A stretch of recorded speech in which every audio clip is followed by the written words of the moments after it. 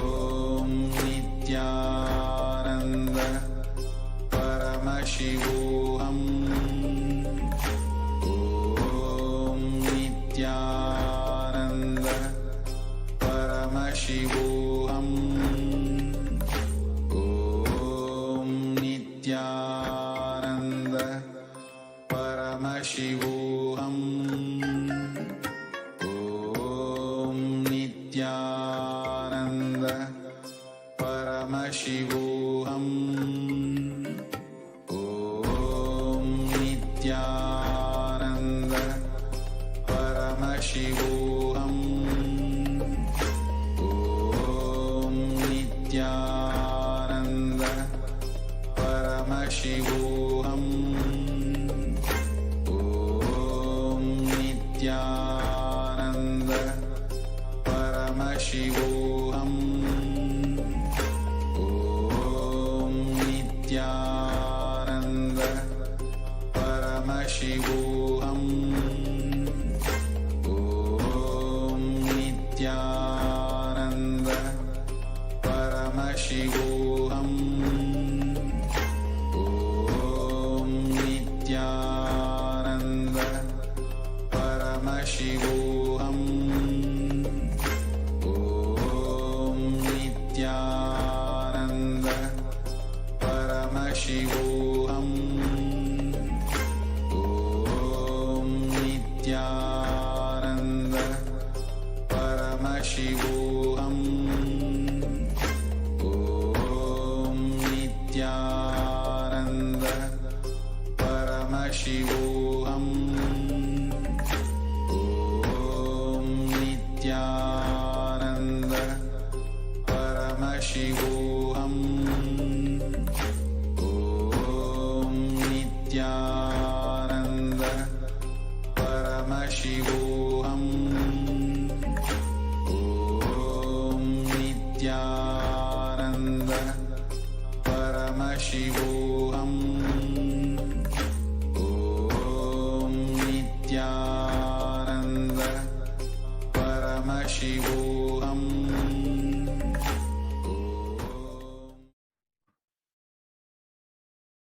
Welcome back, and a very blissful Diwali wishes to each and every viewer that have tuned with us on this auspicious day of Deepavali. And today we have a long day filled with celebrations and lot of things around. We are going to be having a grand Kali Puja. We're going to be having Prana Pratishtha of Maha Kali. We're going to be having Maheshwara Puja, and we're going to be having the first day of Sri Mahotsavam celebrations. We're going to be having Pratyaksha Pada Puja, Tulavaram, Nithyananda Satsang, and so many more celebrations coming along today. So be ready for a beautiful day filled with celebrations. And today, just yesterday night, we had begun our celebrations with offering the Mandagapati to the Supreme Pontiff of Hinduism. And just shortly, we are here beginning the celebrations of Diwali Mahotsav. And now, in this segment, as we are all preparing, we're going to be having the Maheshwara Puja that is starting at 6:30 a.m. Indian Standard Time. And as all of us are preparing for that, this one segment is going to be a very powerful and a very beautiful experiential segment to each and every one of us. We're now going to be seeing what happens when you receive the darshan of the avatar, when you receive the diksha from the avatar. The manifestation of extraordinary Shakti in the Veda Agamas. Paramashiva in elaborate detail has revealed about the science of power manifestation and how every human being is inherently hardwired to be able to manifest 463 plus extraordinary Shaktis. Now, what makes this Shaktis different from what we commonly hear as Siddhis? See, Shaktis expressed from the space of enlightenment, whereas Siddhis are the powers that manifest when you're in the path of enlightenment. So, initiation, deep feeling connection, high integrity with the Guru. The initiation happens, where this transfer of spiritual energy happens, and we start manifesting Shaktis. Siddhis, on the other hand, are the powers that manifest through your tapas, your penance. So, Shaktis are the source of enlightenment, whereas Siddhis are from the path of enlightenment. Shakti is manifest through ordinary human beings in an extraordinary way, and these Shaktis are permanent, whereas Siddhis are temporary and they may divert you from enlightenment. Today, whatever we are going to manifest are Shaktis. And today, what Shaktis we are manifesting are the Shaktis of Paramashiva. Paramashiva is the primordial divinity in Sanatana Dharma.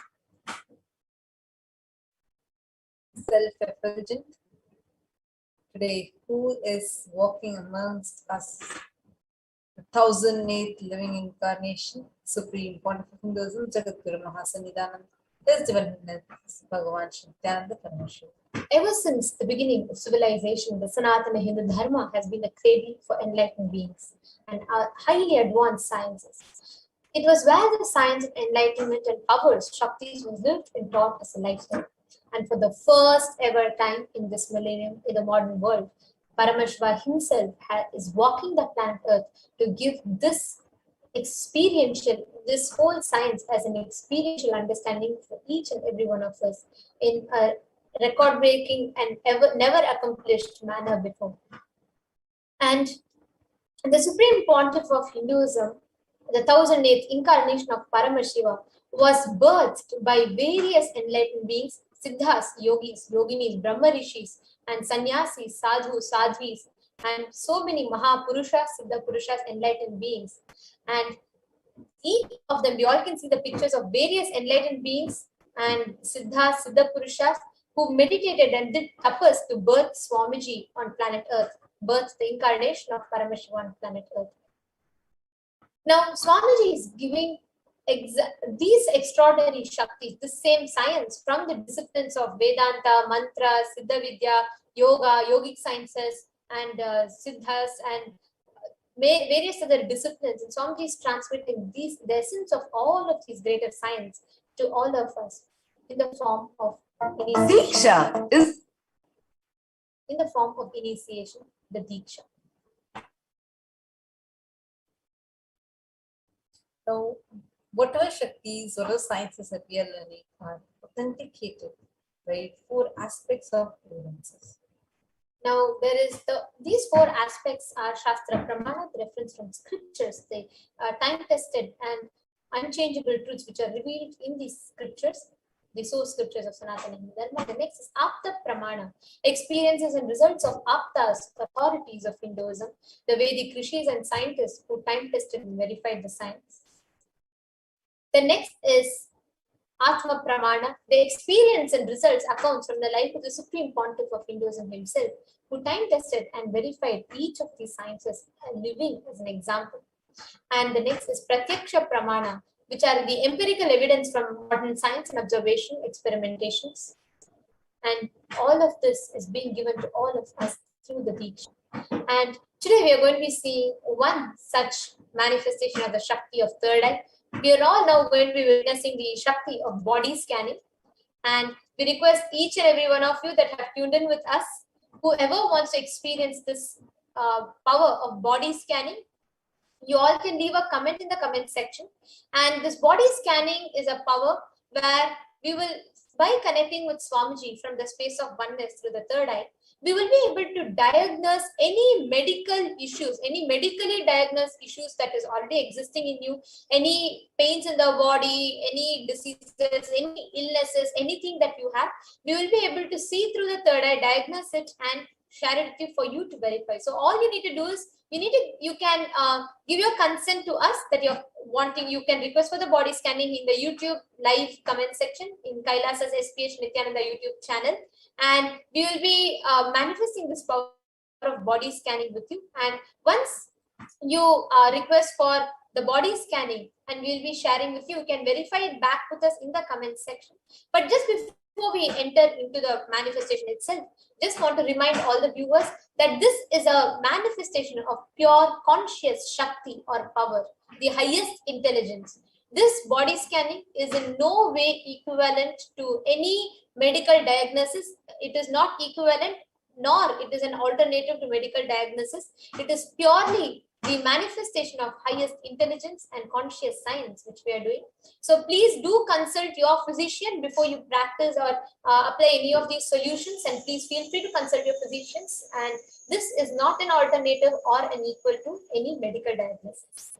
So let's enter into chanting the Shastra Pramana for this Shakti. Swadehe Jagatorvape Sukshma Sukshmadarani cha Tattvani Yani Nilayam Dhyatvante Vyajyate Para.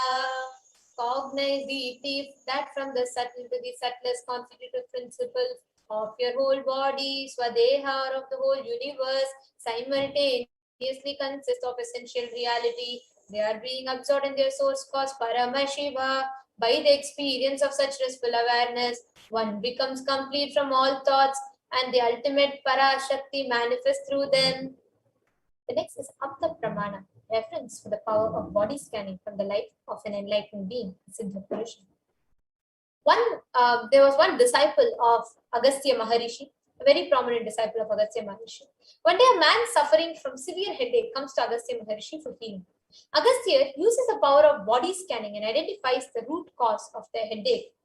He reveals that there's a small Teraya, a type of a frog, sitting in the person's brain. And Agastya immediately instructs Teraya, his disciple, to perform an open head surgery and remove the frog. After the surgery is completed successfully, the person is healed and cured of the headache. Thus, he gains the name Teraya.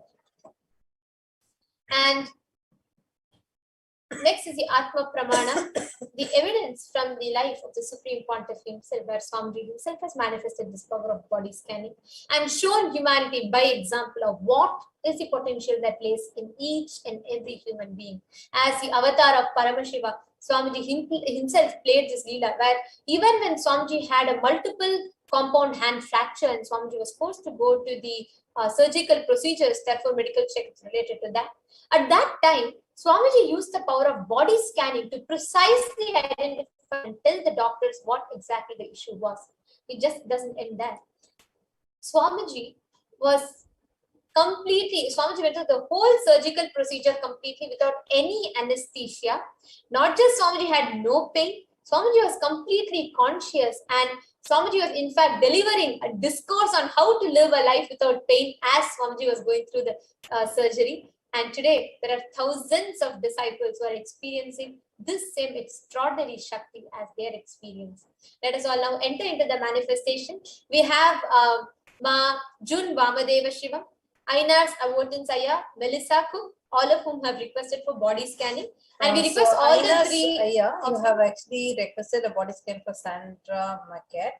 So requesting if you can go and get the consent, then we can do it. And also please confirm to us that you have gotten the consent from Sandra Makate Maria so that we can go ahead and scan. And Melissa Cook, yes, I'll scan your body. This is Priyananda. And I will scan your body. And Ma Jun, I will be manifesting the power of body scanning with you, Ma. And we request all the three of you, Aina Saya, once you confirm in the comment section, we can manifest this power of body scanning with you, Aya. And we request Aina Ravatan Saya and Ma Jun Vamadeva Shivam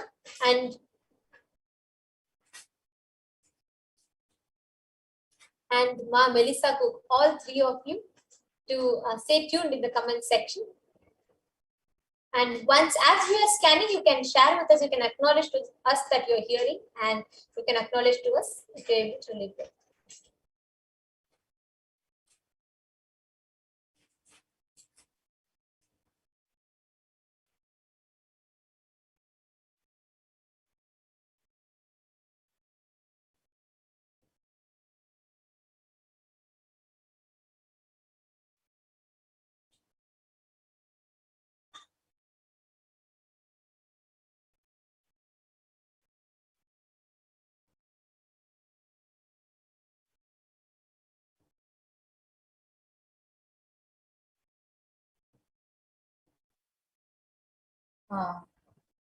Saying about things we are saying, as I was asking her if she wants body scanning few years ago. Should be asked now, right? So like the consent should be taken now. Yes, Ma Melissa Cook. So I'm just going to be sharing with you what was revealed in my third eye. The first thing that was revealed, there is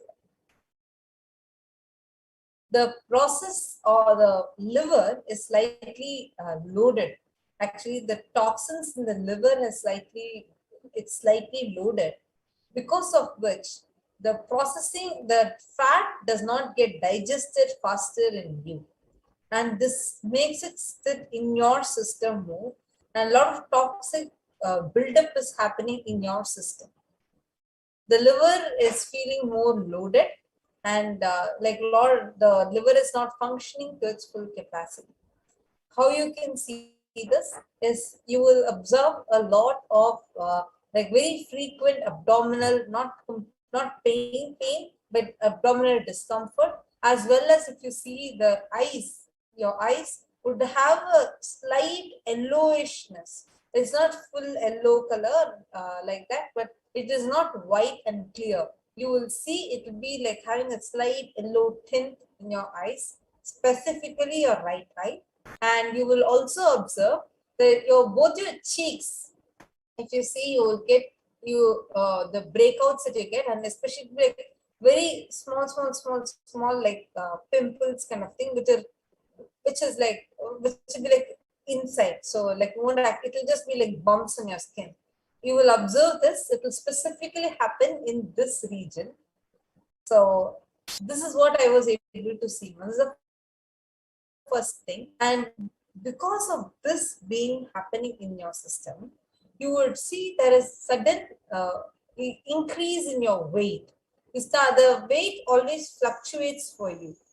And usually you gain weight very faster and very frequently. And this is mainly, even though your diet might not be a direct contributor to it. Even if you try a different diet, it always still, you will see that your weight doesn't show that much of a difference. This is because the liver needs to be detoxed first. A lot of cleansing needs to happen for your liver. And this is the first thing that has been shown. This is not your liver. I do not see any critical condition, but I'm seeing it is getting more loaded and the toxic buildup is happening. If it is not attended to now, it might lead to critical situations. This is the first thing I was able to see. Second thing that I saw was that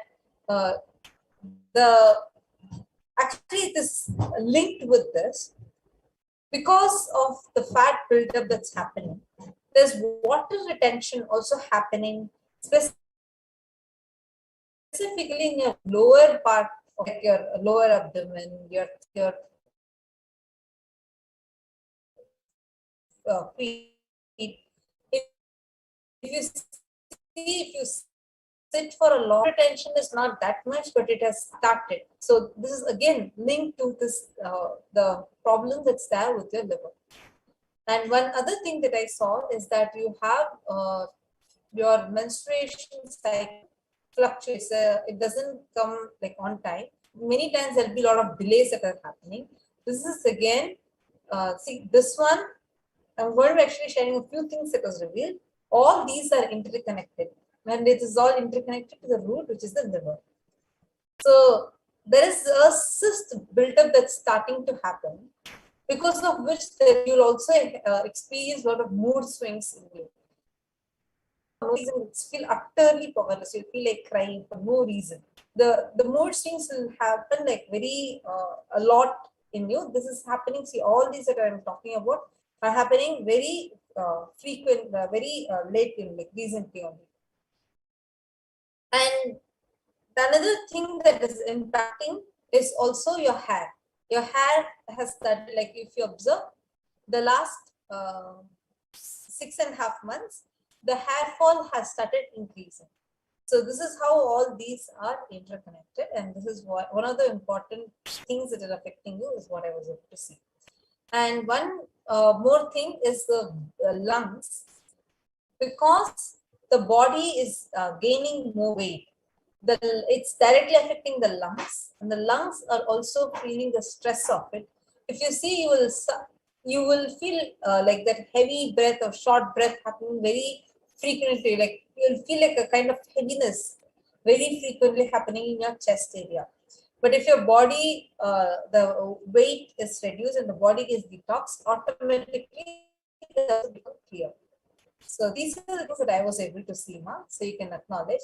Apart from this, I did see there is a small pain in your lower back towards your right corner, your right here, and there is nothing that to be worried one important because it's just that the muscle is slightly tight over there and it is stressed. It's caused because of stress. But the main thing that needs to be attended to is the liver. So requesting if you could acknowledge it in the comments how much you were able to relate. And the solution that Swamiji revealed for this is celery juice. And you need to do a lot of detoxing and cleansing in your stomach. And if your stomach gets clear itself, lot of these, and you need to do a specific liver detox. And you need to do a lot of juicing, and through that do the liver detox. So this is what is revealed to me. So you can kindly acknowledge how much of it you are able to make. Melissa, kindly requesting you to also acknowledge in the chat. And Shankar Gimiraya, I request you to stay tuned in the comment section because I scanned Sunita also in the meanwhile. So I would like to share with you. I would like to share with Ma June Vamadevasham, and then I will share with you.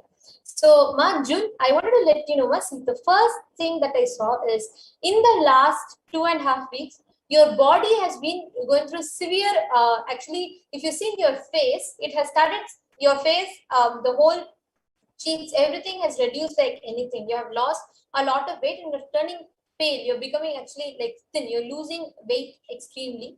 That is one thing. And the second thing that I saw was in your gut. In your gut, there's a bacteria formation that is happening. And I clearly saw bacteria which is disturbing the whole gut, which is not letting the food to be completely sent out, because of which the digestion is getting affected. If you notice, the lower part of your stomach will have a slight swelling, which is not on top, not in your the upper part of the stomach. Towards the lower part of the stomach, there is a slight swelling.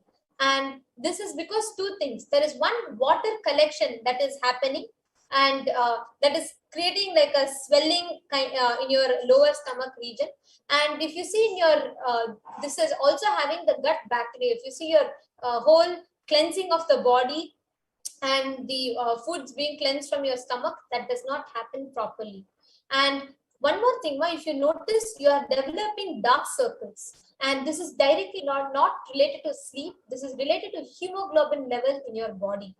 All of these are interconnected, and mainly if you see, along with your dark circles, very often you will develop this fatigueness, which will make you feel very frustrated. You will feel like you're not able to handle things around you, and you'll feel very, even small things take a huge toll on your health directly.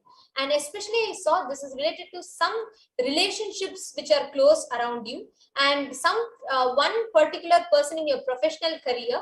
Both of this is costing, taking a toll on your physical body. And very frequently you go through this where you feel like you're not able to handle the amount of things that are happening around you.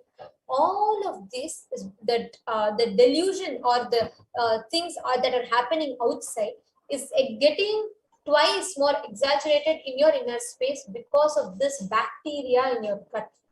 This bacteria in your gut needs to be cleansed, and the moment if this happens, this swelling in your lower part of the stomach will reduce. You will, that unnecessary severe weight loss will drop. There'll be healthy weight loss and there'll be healthy weight gain. There'll be proper balanced weight.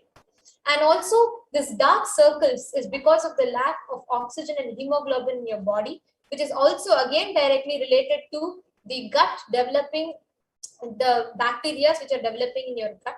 And one more thing, if you see, there will be hair loss that you are experiencing in the recent past. Okay, if you check, you'll be having the hair loss which is happening. And along with this, if you see, even your, especially the right side of the stomach, there'll be a certain kind of heaviness and burning sensation that happens. And you've also, one more thing that I saw is you're also allergic to a particular kind of food, and your body reacts to milk, and your body also reacts to few types of nuts. And all of this, June, whatever so far was told, all of this is directly related to just this bacteria in your gut. If that is attended to, you will see a huge shift in your health, and even huge shift in situations around you. This whole happenings around you, any incompletions, you will see, you will feel so empowered from within the moment this leaves you. Actually, your body's health can very easily be restored just with this. Yes, so Ma Melissa Cook has responded to the previous scan saying, yes, Ma, I can totally relate to all of what you revealed. Thank you so much, Nithyananda. Thank you so much, Ma Melissa Cook, for acknowledging. So this is what Swamiji has revealed to you through the third eye. So now you can also requesting you if you can also acknowledge if everything you were able to relate to Nithyananda. Do follow what was revealed to you in the third eye as a solution also. And Arjun Vamadeva Shivam has also responded to what Nithyananda was scanning. Yes, I have been dropping my toxic family, but they are very insistent at coming at me. Just wanted to let you know, just attend to these issues in your team. You can also acknowledge if you were able to relate to all the points. If you change this inside in your body, if you attend to it, you will definitely, the science that Swamiji teaches is when you attend inside, you will be able to see it outside. And also the solution that Swamiji showed to me in the third eye is that just by drinking every day neem juice and every day morning having ginger, so boiling ginger with water and squeezing little bit of lemon and little honey, organic honey, non-violent honey, just add this and consume that one, and every day 3 times have neem juice and take haritaki powder. This is particularly another thing that I saw. So take haritaki powder, just these 3 if you do, along with taking gooseberry, so which should be dry gooseberry, and soak it in honey and eat at least 3 a day. If you do this consistently, you'll see a huge shift. And one more thing that I saw also, to have pomegranate or beetroot juice. If you do all of this, you will see the first shift that will happen in your body is your dark circles will go.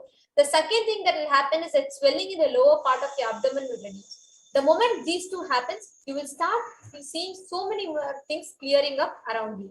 This is what I was able to see. And Marjun, you can confirm back to me if you are able to relate with all of it, and if you have heard the solution. And also Shankar Gimiraya, I just wanted to share with you. Actually, sorry, Ma Melissa Cook just wanted to share with you. As I was reading, just one thing for trivia, I wanted to share that with you.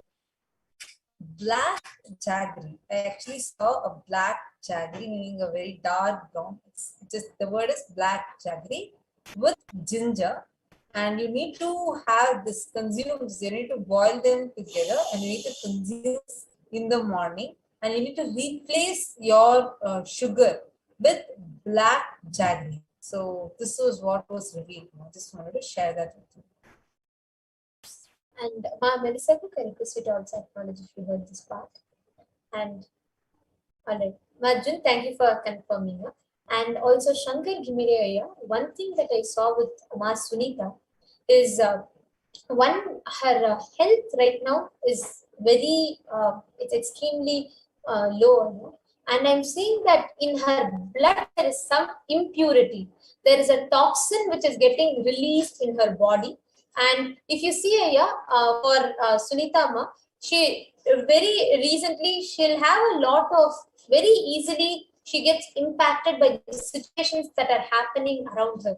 And in her body, this reflects as food not being passed out. There where her will build up and hold the cleansing that happens in her system, and it will hold back as constipation. That is one thing that I saw, and very frequently she'll be experiencing this. And also there is an impurity, there's a particular toxin which is getting released in her blood. And if actually there can be some medical test done for this, you will be able to see it here. There is some toxin which is getting released into the blood.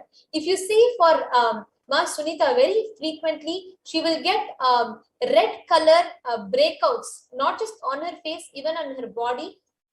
And this is not like many, but very few, but she will keep getting this very often. This is a direct reflection of that impurities being mixed in the blood. And one thing that I saw is there's a particular intake of some unhealthy substance. It can be even an antibiotic, or it can be even a non-organic food, but which she has been taking for quite some time, which is beginning to build up. This is actually affecting her liver.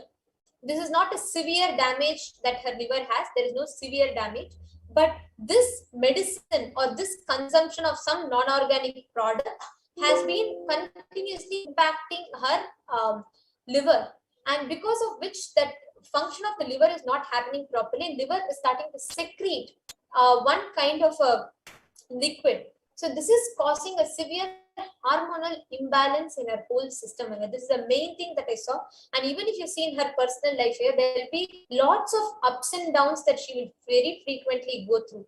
It is directly related to this, and she has to immediately stop the intake of that, and she has to do a detoxification process. She has to drink lot of neem juice, and she has to make sure she's taking neem juice, and also she has to follow all the detox procedures that Swamiji has told. If that is continuously done, including applying turmeric on her forehead with kumkum every day and night, if she does this consistently, she will see a physical impact, and the breakouts, the reactions happening on her skin will stop, and the blood, the hemoglobin and oxygen level in the blood will increase, and that constipation will completely get cleansed. But this needs to be attended to as soon as possible, because this is directly, these toxins are getting released into her blood. This is what Swamiji had revealed to me, and I request you to kindly acknowledge in the comment section if you're able to relate to this and if you heard this canon. Please do get back to us in the comment section, Shankar Gimiraya. And thank you so much, Ma Junvama Shiva, Ma Melissa Cook. And thank you so much to all the viewers who tuned in with us. And stay today on this auspicious day of Diwali. We have a lot more celebrations that are coming along. And stay tuned and enjoy. With a short break, we'll be moving on to the further segments of our celebrations. Shivoham. Om Nithyananda Paramashivoham. Om Nithyananda Paramashivoham. Om Nithyananda Paramashivoham. Om Nithyananda Paramashivoham.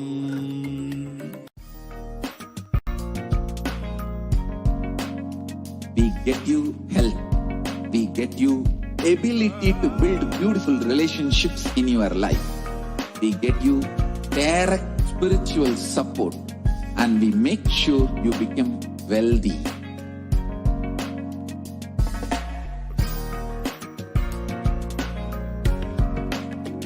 We won't stop giving you just good life. We will literally not stop till you live enlightened life. Manifesting the state of Paramashiva, space of Paramashiva, powers of Paramashiva, being of Paramashiva.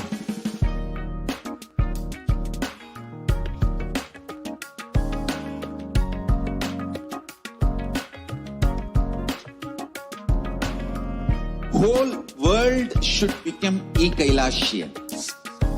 I want the whole world to know Hindus have something great to contribute to the world.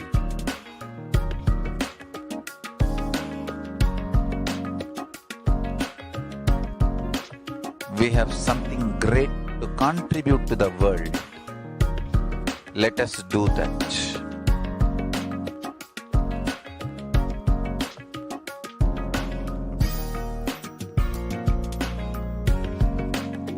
Kailasa is proper customized spiritual service, helping you to identify your root patterns of suffering.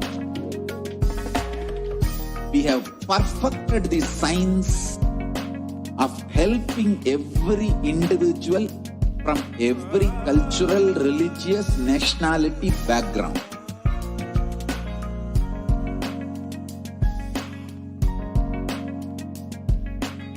You will have lowest reactionary assumptions, highest awakened response, alive response for life continuously.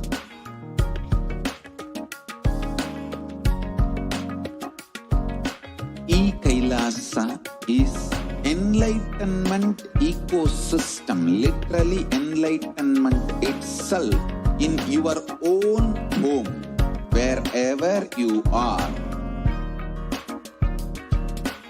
Proper customized spiritual service helping you to complete with your life negativity, withdrawal from life, self-hatred, self-denial, self-doubt, so much of tiredness, laziness. We can support you, aligning your diet, your attitude, your aptitude, your understanding about life. We can help you with everything.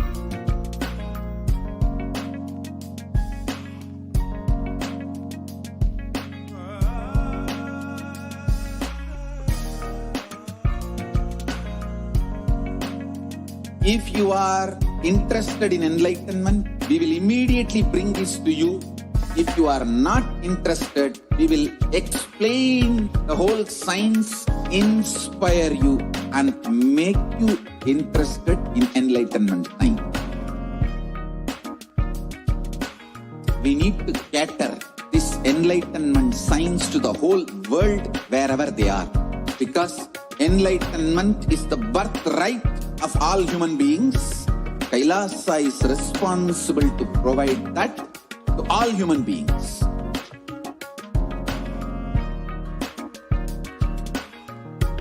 Kailasa is the totality of the knowledge I received from my gurus and practice manifested in my life, perfected by teaching millions of people from all cultures, time zones, backgrounds, genders, nationality, race, from every creed.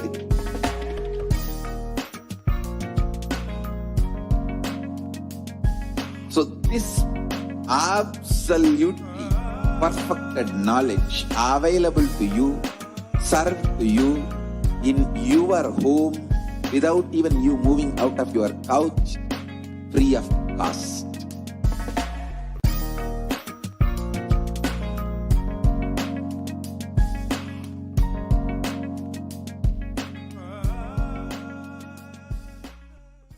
Just be alive for next 3 years. Don't die within next 3 years.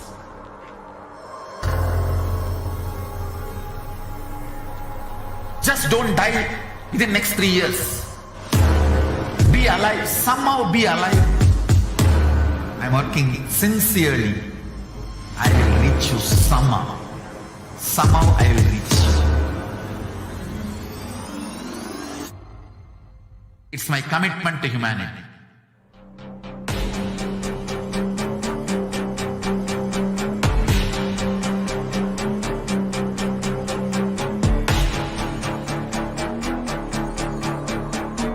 Just don't die within next 3 years. I will reach you wherever you are, whichever corner of the world you may be. I will reach you with enlightenment. You manifesting the space, state, powers, being Paramashivoham. It is possible, and it is possible for you.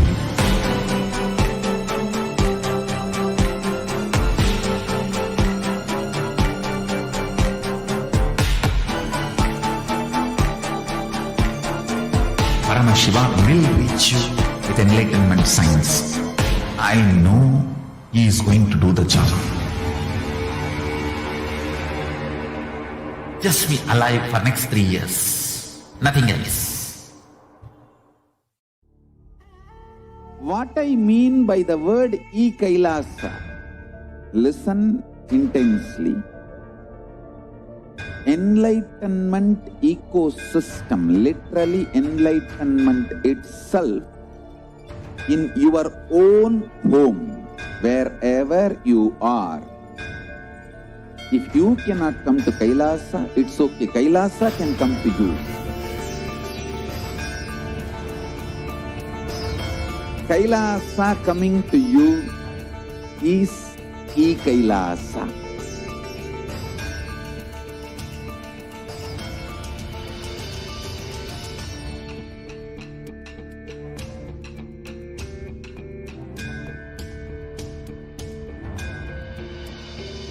I will revive Hinduism. I am a Hindu revivalist, not by any revolution, but Nithyanandam, welcome back, dear viewers. So now let us enter into this next segment and understand who is Devi Parashakti, the divine feminine consciousness. In the Dhyana Shloka for Devi Parashakti, she's described.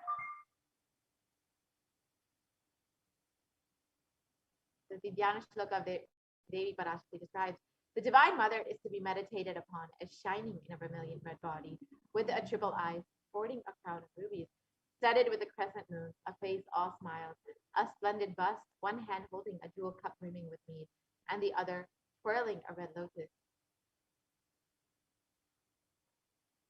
And it continues on. I meditate on the great empress. She is red in color, and her eyes are full of compassion, and holds the noose, the goad, the bow, and the flowery arrow in her hand. She is surrounded on all sides by powers such as Anima, and she is a self within me.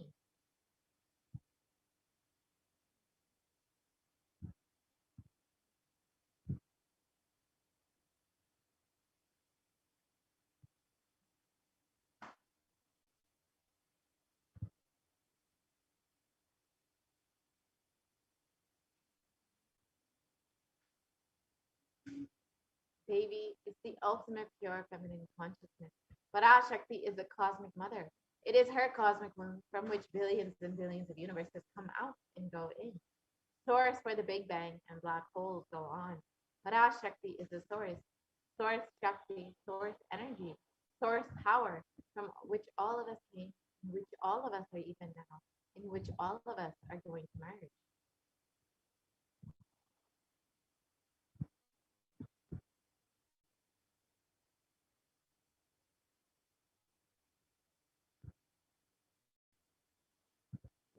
Out of her extreme love and compassion, Parashakti herself is manifesting through the embodied form as the Nijavatara of the supreme concept of Hinduism, gracing us, answering all of our questions, attending to our prayers, giving boons, healing us, revealing our past, present, and future, delivering profound spiritual truths, and ultimately giving us the experience of Paramashivoham itself.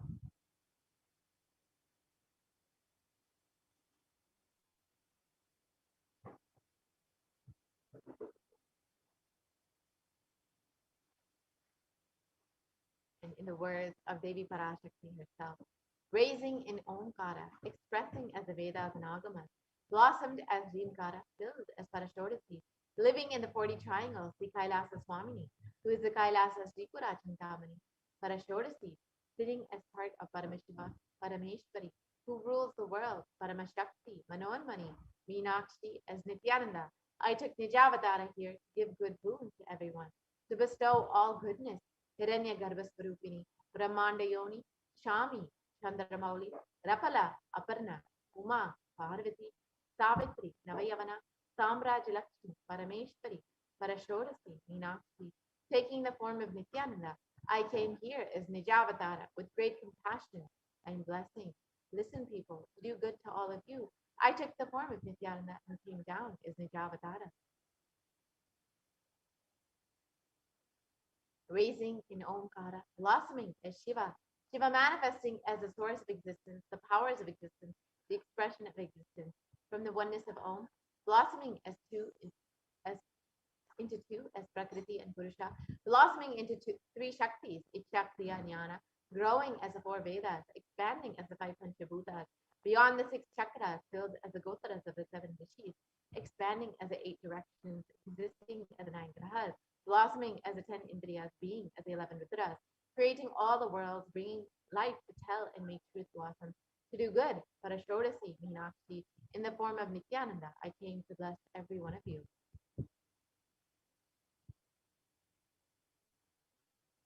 So how can we receive Devi Parashakti?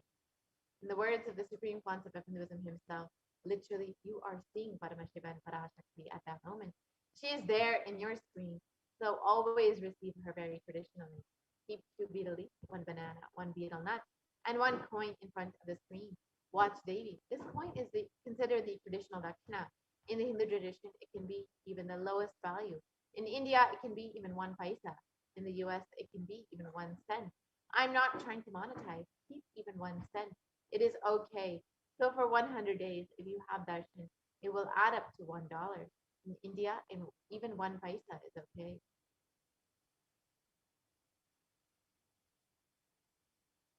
Offer that to Devi. After the darshan is over, do namaskar and eat the banana, the betel leaf, and betel nut. Take it as prasadam immediately. Collect the coins and send them to the LA temple. This betel leaf, betel nut may look too small, but in a few days you will see how much it adds to your sentiment that really she is there. You will not take the Devi darshan for granted. Rituals will break your monotonous, unconscious mentality and lifestyle and remind you and raise you the powerful cognition. It will break your unconscious behavior.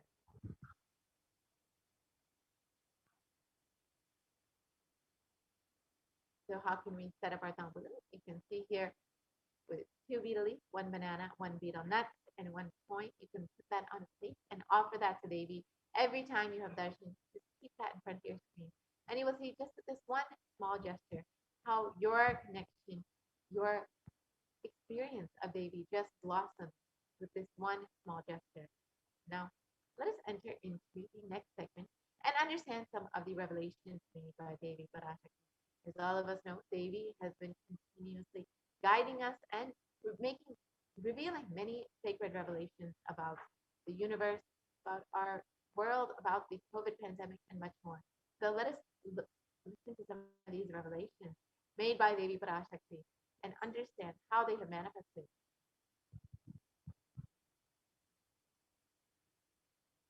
So in the Guru Padaka Stotram, composed by Adi Shankaracharya, the very first verse describes how the Guru Padakas, the sacred feet of the Guru, are the boat that helps us cross the Ananta Samsara Samudra, the seemingly endless ocean of samsara or suffering.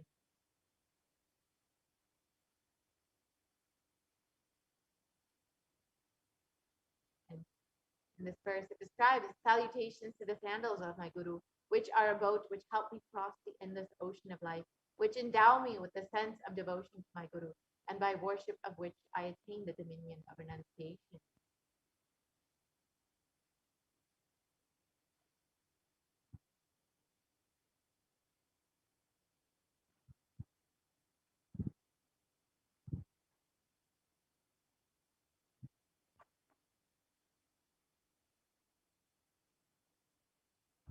Many of us have been feeling stuck in the same storming and raging ocean, being unable to navigate ourselves and lost in the overwhelming vastness of the suffering that surrounds us during the Salaya, the Great Deluge. Our loved ones are dying due to the pandemic. Our homes are being destroyed due to natural disasters. Social institutions are crumbling, and the whole of humanity is in a desperate and dire need of hope.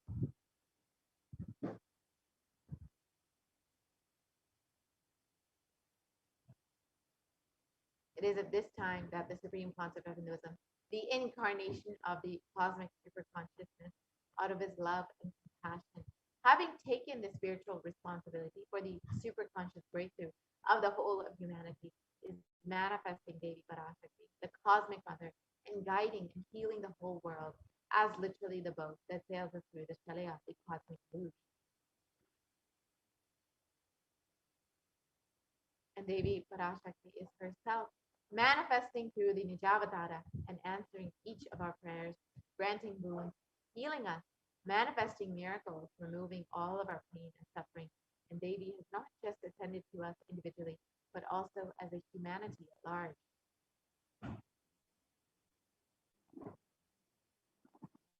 Devi Parashakti has guided the whole of humanity in the form of revelations of profound sacred secrets of Sanatana Hindu Dharma, and by showing us the future regarding global issues, the COVID pandemic, natural disasters such as fires, floods, and more, and even the twisted human conspiracies and underground wars, which have not surfaced to common knowledge as yet.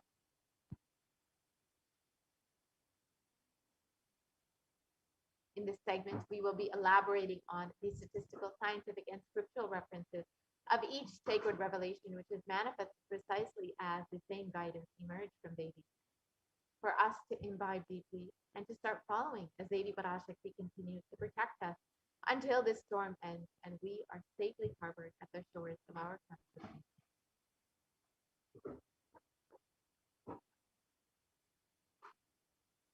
So first, let us listen to the revelations made by Devi Parashakti on sea levels rising on the 19th of May 2021.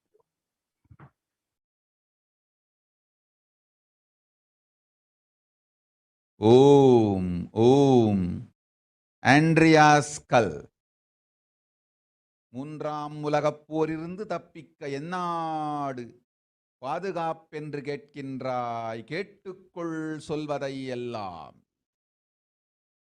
மத்திய கிழக்கிலே போர்,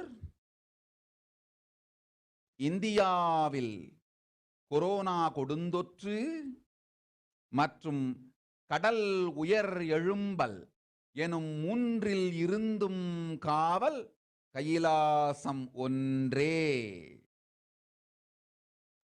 வாழ்விற்கு அதுவே நன்றே. முடிந்தால் வந்து சேர்ந்திடு. ஓம் ஓம் ஓம்.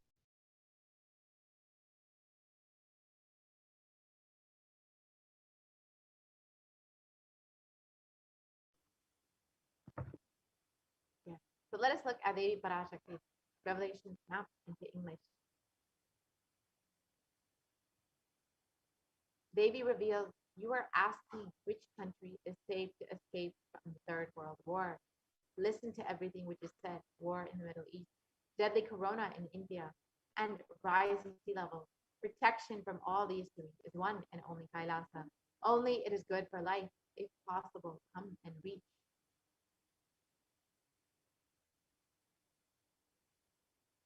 So on the 19th of May 2021, while answering the prayer of one of the devotees, Devi Parashakti, manifesting through the Supreme Quantum Mechanism, warned about the sea levels rising and the cascading effects of climate change crisis on humanity. Exactly as Devi revealed, the very next day, on the 20th of May 2021, the biggest iceberg broke, which was 70 times the size of Manhattan, posing a huge threat to humanity, causing the sea levels to rise drastically. Let us now see the scientific articles about sea levels rising as per Devi's revelation.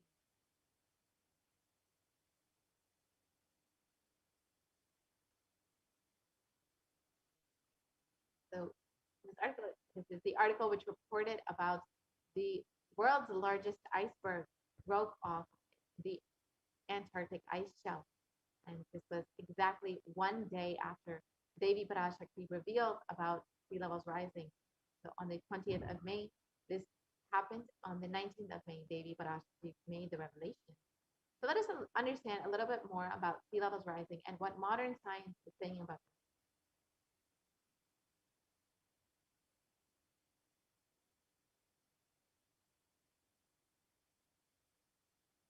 So according to modern science, even under the best case scenario,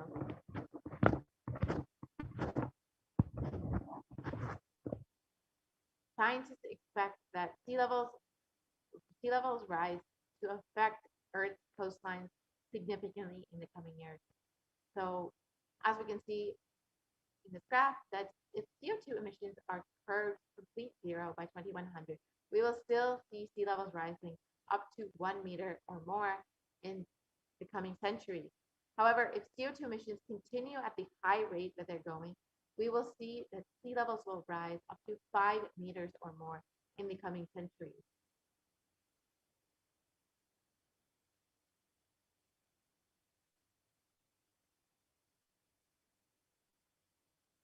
And sea levels since the 1880s in some ocean basins have risen as much as 6 to 8 inches or 15 to 20 centimeters since the start of the satellite record in 1993. And in NASA, it was also reported that sea levels will rise up to 1 to 8 feet by 2100.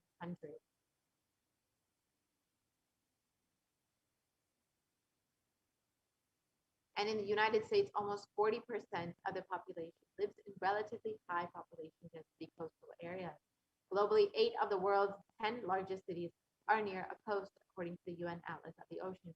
So despite people may feeling that sea levels rising may not be affecting them directly or their families, their communities, but in the coming centuries, we'll see how 40% of the United States and many cities across the globe will be directly experiencing the effects of sea levels rising. And it is not just communities that are living on coastlines. In the next slide, you'll see how even communities that are living more inland are being affected by sea levels rising. In in the last 50 years, the nuisance flooding has risen up to 300 to 900% and has become much more frequent. And this is due to higher background water levels. Higher background water levels means that deadly and destructive storm surges, such as those associated with Hurricane Katrina, Superstorm Sandy, and Hurricane Michael, pushed further inland than they once did. Higher sea levels also mean more frequent high tide flooding, sometimes called nuisance flooding. So we're seeing how communities that are living more inland, that are not necessarily directly by the coast, are being affected by sea levels rising, by this nuisance flooding, and by destructive storm surges, which are causing higher background waters.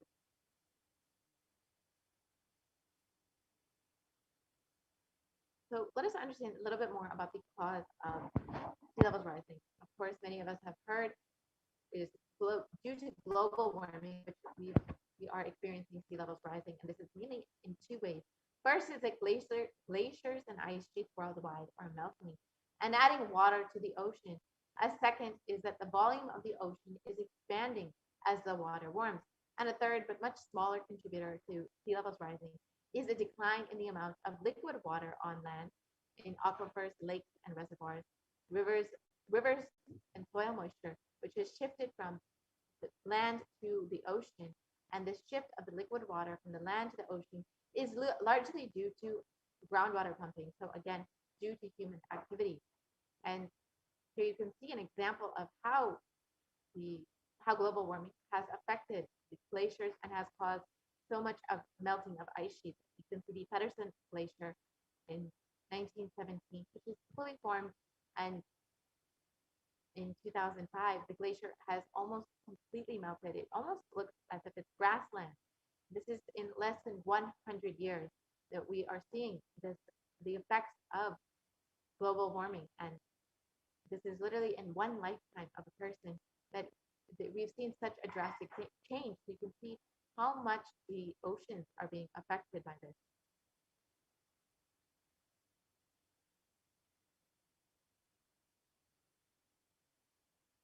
And the pace of global sea level rise has more than doubled from 1.4 millimeters per year throughout most of the 20th century to 3.6 millimeters per year from 2006 to 2015. So in the 20th, throughout most of the 20th century, sea levels rising was relatively stable. But since the turn of the century, we've seen how drastically it has increased, how it has doubled. And this is, of course, again, due to human activity and industrial activity. And Greenland ice loss has also drastically increased in the last couple of decades. Between 1992 and 2001, it was around 34 billion tons per year. And between 2012 and 2016, it has increased to 247 billion tons per year. That's eight times as much in just a little over a decade. We've seen an increase.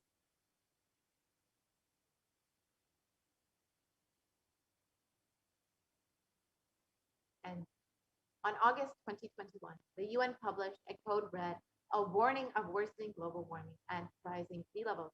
This was months after Devi Parashakti had revealed and had warned about sea levels rising.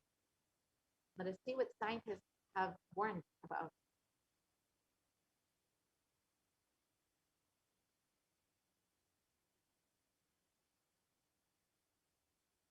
In the Associated Press, it was published that UN scientists state that some harms from climate change, like dwindling ice sheets, rising sea levels, and the changes in the oceans as they lose oxygen and become more acidic, is irreversible for centuries to millennia. The world is locked into up to 15 to 30 centimeters, that's 6 to 12 inches of sea levels rising by the mid-century. So unfortunately, unfortunately, modern science does not have a way to reverse the damage that we've already done, to reverse the damage of global warming and rising sea levels.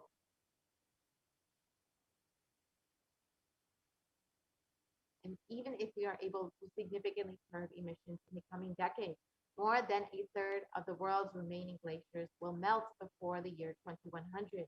When it comes to sea ice, 95% of the oldest and thickest ice in the Arctic is already gone.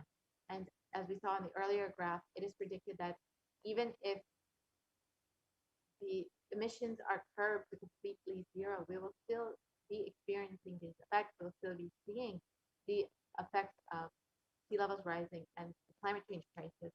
And unfortunately, we've already been experiencing this during this time, during this Kalaya. And how many people around the world have been affected, we've seen over the past 2 years. Most recently, we've heard about the German floods, which have affected the entire country and have devastated so many communities. In one report, it states that more than 150 people are still missing in these German floods and are unlikely to be found. And we've seen floods across the globe, in China, in India. We've seen so many natural disasters across the globe, in the US most recently, in Maharashtra. And many, many communities are being affected by this climate change crisis.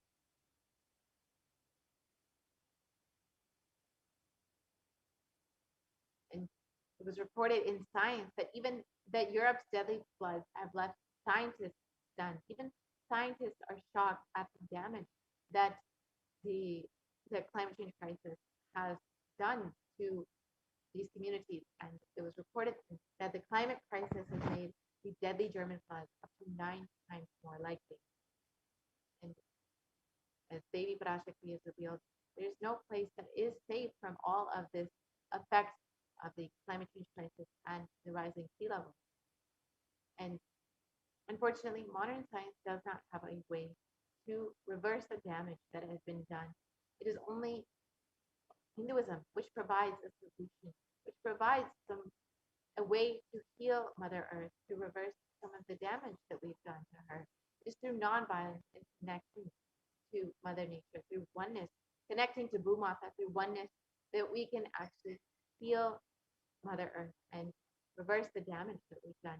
So now let us watch a short clip on how Bhumata actually relates to you when you relate to her, how Bhumata actually responds to you when you relate to her through oneness, through nonviolence, as revealed by the Supreme Concept community.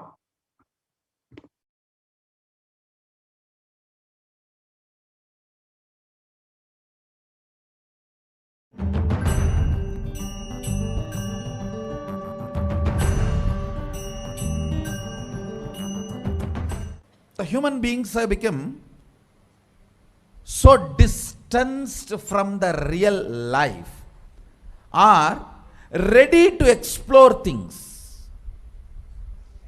We become so far away from, at least I can tell you from my experience, village boy. When I was 5 or 6, I opened all the alarm clocks in my house and I'll set it back, put it back. I don't see all that in the modern day kids. It's all about that stupid cell phone. Involvement with the reality has drastically reduced. Our whole life is nothing but the screen. Whether your love, your relationships, even your sex, everything is limited to that screen. Am I right? Almost. No, almost. Everything has been reduced to that screen. Involvement with the reality has drastically come down. It is so unfortunate, especially the food, the plastic food dumped into your system. See, all the things which you eat, none of them have life. They are all not grown from life. my guru used to tell, please walk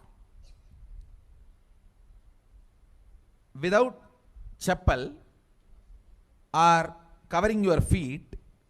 Whatever grows in that land, eat, because Mother Earth records when you walk without shoes what all the ingredients are missing in your body.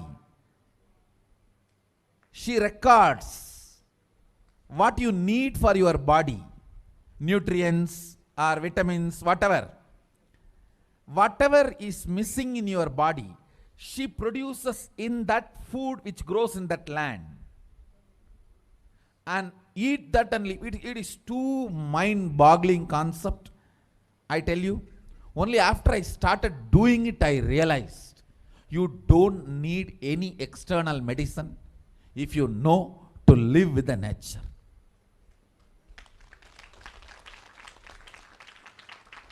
Mother Earth, Bhumata, walk on the earth without shoes. In that land, what grows will supply exactly what you need for your body.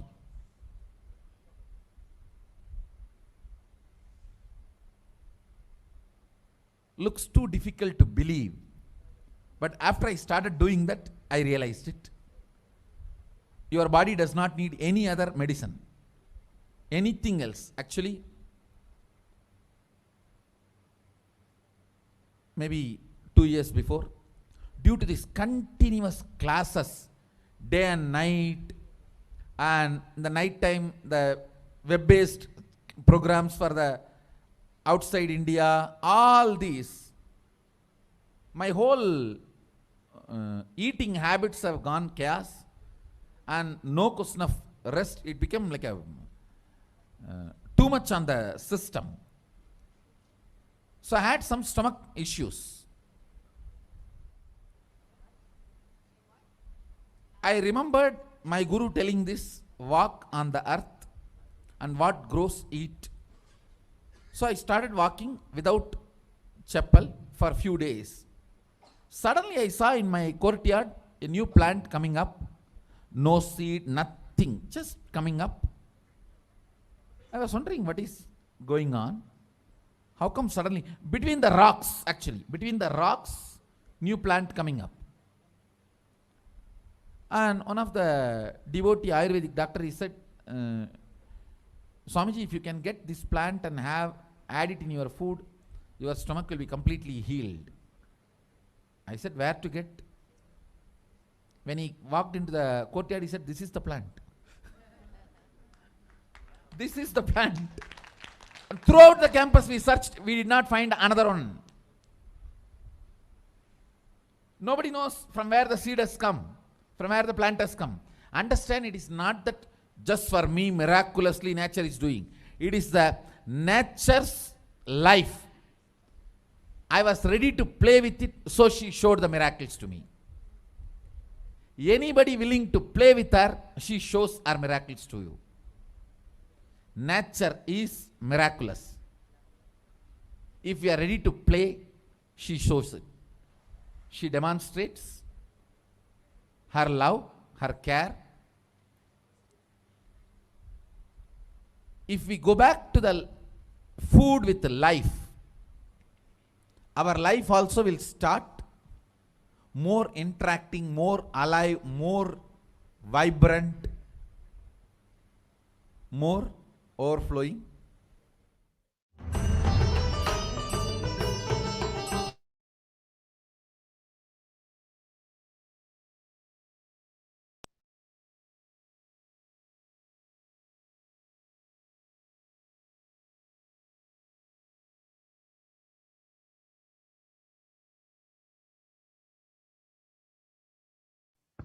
Yes, and the Supreme Concept of Hinduism has revealed that non-violence is actually the grand narrative of Hinduism.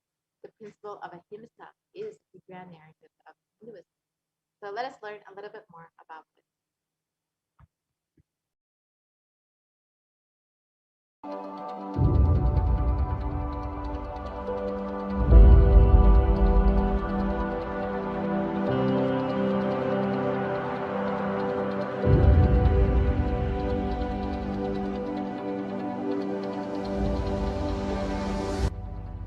We often believe that exacting revenge is a form of emotional release and that getting retribution will help us feel better. Especially this modern day cinema, entertainment industry, cult brainwashes you. The act of revenge as a way of gaining closure after a wrong is done. No! I tell you the truth. Revenge has the opposite effect. Revenge is like a korangu sorinjikra mari. Ari padangadu. Tamil, they say that monkey feeling itching and scratching itself is never going to settle down. Till that monkey dies, it will not settle down because it will create a wound and it will not keep quiet with that wound. That same wound it will scratch more and more and it will be more infection. Finally the monkey will die. Korangu sorinjikittadum nama violence la vidaradum onnu. Understand? Mass media, cult, entertainment industry, TV and cinema, cult is brainwashing you, telling that revenge is heroism, violence is heroism. No, it is not. Non-violence is heroism. I tell you, in every level, non-violence as a strategy. Because you see, non-violence makes you realize more and more oneness. It strengthens the oneness. Oneness strengthens the non-violence and non-violence strengthens the oneness. You need to understand the context. Only then you will understand how this non-violence can be a successful strategy. If you miss one or two components and do it out of wrong context, it will become a mess. It will become a laziness and non-involvement. Laziness and non-involvement is not non-violence. Don't use non-violence brand and tag to justify your non-involvement and laziness. No. That's what Arjuna was trying to do in the Arjuna Vishada Yoga. He was telling Krishna, oh, why should I kill people? Why should I kill people? Let me go away and become a sannyasi. Dubukke, this fellow, when he went to do tapas in the forest also, he got married to a girl. Every time this fellow goes for tapas, whether he brings boons or not, he brings girls. Alright, no disrespect to Arjuna, is incarnation of Nara and Narayana. So no disrespect to Arjuna. Non-violence should not be misconstrued or should not be used to portray your non-involvement and laziness, tiredness and boredom.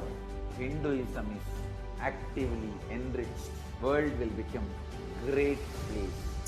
Not only we are a non-violent tradition, we believe in consciousness.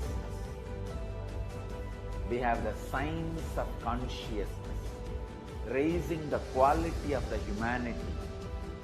We believe in it, we spread it, we live it, we be, live, believe. Let us all understand, non-violence need to be actively lived, be lived, believed and actively enriched. Actively enriched.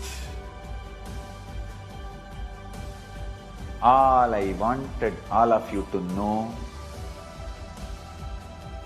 what Hindus miss, Sri Kailasa should do. Do Tyaga, to tell the world actively, enrich the world actively about Hinduism. Ahimsa paramo dharmaha. Ahimsa is the highest value as per Hinduism. Ahimsa paramo dharmaha. That is the grand narrative of Hinduism. Non-violence is the grand narrative of Hinduism. We need to tell that grand narrative to the whole world. Actively.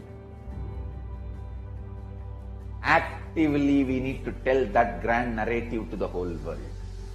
Ahimsa paramo dharmaha. Tyaga, non-violence, unclutching, all these are not inactive, tamasic, inertia, lazy, tired, bored, withdrawn lifestyle. Non-violence means not only you will be non-violent, ahimsa, established in ahimsa, you will actively practice ahimsa and enrich everyone to live ahimsa. You will create an ecosystem where ahimsa can be practiced with integrity. Understand? All the infrastructures needed to keep the non-violence ahimsa alive. Media is the non-violent way of reaching out to people and telling the real truths and facts. Like media, education mechanisms, everything should be actively filled with the truths, ideas about non-violence, yaga, spiritual strength, powerful cognitions, all these great truths. Listen. Again and again and again, many are trying to harass me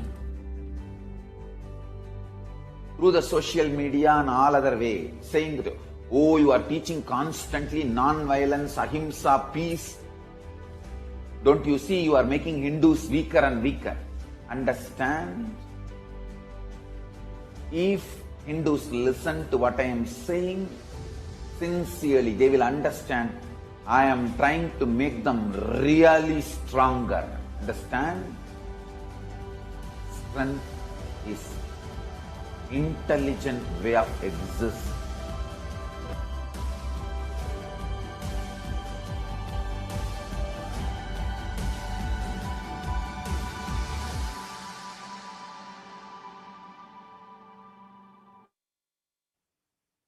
So we've seen how you can actually heal Bhumata, Mother Nature, through non-violence. If you would like to learn more about the principles of Hinduism and the teachings of the Supreme Concept of Hinduism, you can visit kailasa.org and learn more about Swamiji's teachings and what all the Supreme Concept of Hinduism has contributed over the last 27 years in the field of environment and climate change. So now we will be concluding this portion of the program and we'll be entering into the next segment, the offering segment. So stay tuned as we are preparing ourselves for the Diwali celebration, starting off with the Maheshwara Puja in the morning, and we'll be having a very special Maheshwara Puja on Diwali day. And now we'll be entering into the offering segment.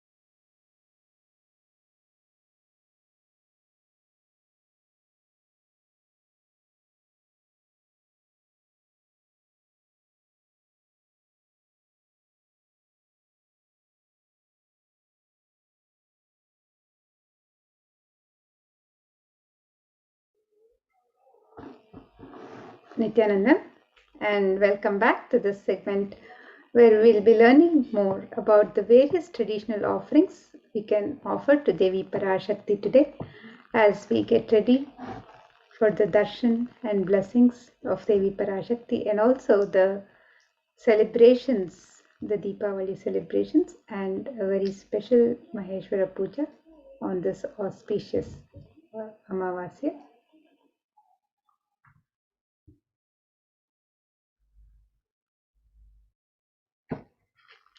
So in the Hindu tradition, in the Vedic tradition, offering of gifts to the divine is a offering of pure love, devotion and oneness. And these offerings are not made out of fear and greed, but it is an expression of the sacred sentiments of the devotee for the divine. And when the divine accepts what one offers, the offering becomes complete.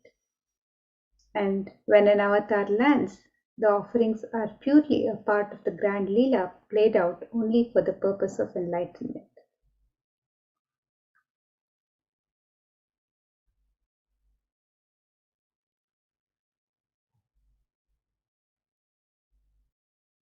So now, as we get ready to receive the darshan and blessings of Devi Parashakti, let us look at this Dhyana Shloka, a verse which describes the grace and beauty of Devi Parashakti.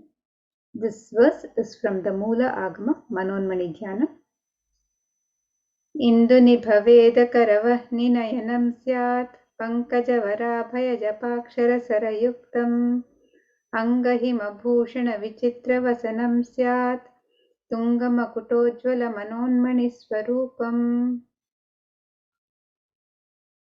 The translation of this verse says, moon-like face holding the Veda books on hand, fire in eyes with the lotus flower, gracing and blessing hands, and one hand with the japamala, beautifully decorated with jeweled ornaments in wonderful clothes and shining crown. Her name is Manonmani. And another verse which describes Devi Parashakti. This Dhyana Shloka says, Dhyayet Devim Trinetram Shashinibhavadana Vedahastam Dadanam Savye Padmam Varadamapare Chabhayam Chakshamalam Divyairabharanairvibhushitatanum Brahmadivippujitam Devimeva Manonmanim Pratidinam Kamarthadatrim Shubham. The translation of this verse, it says, I meditate on Devi with 3 eyes, glowing like a moon and holding the Veda, lotus and gracing with blessing and gracing hands. She is wearing beautiful ornaments. She is worshipped by Brahma and other many gods and showers auspicious boons for all actions every day.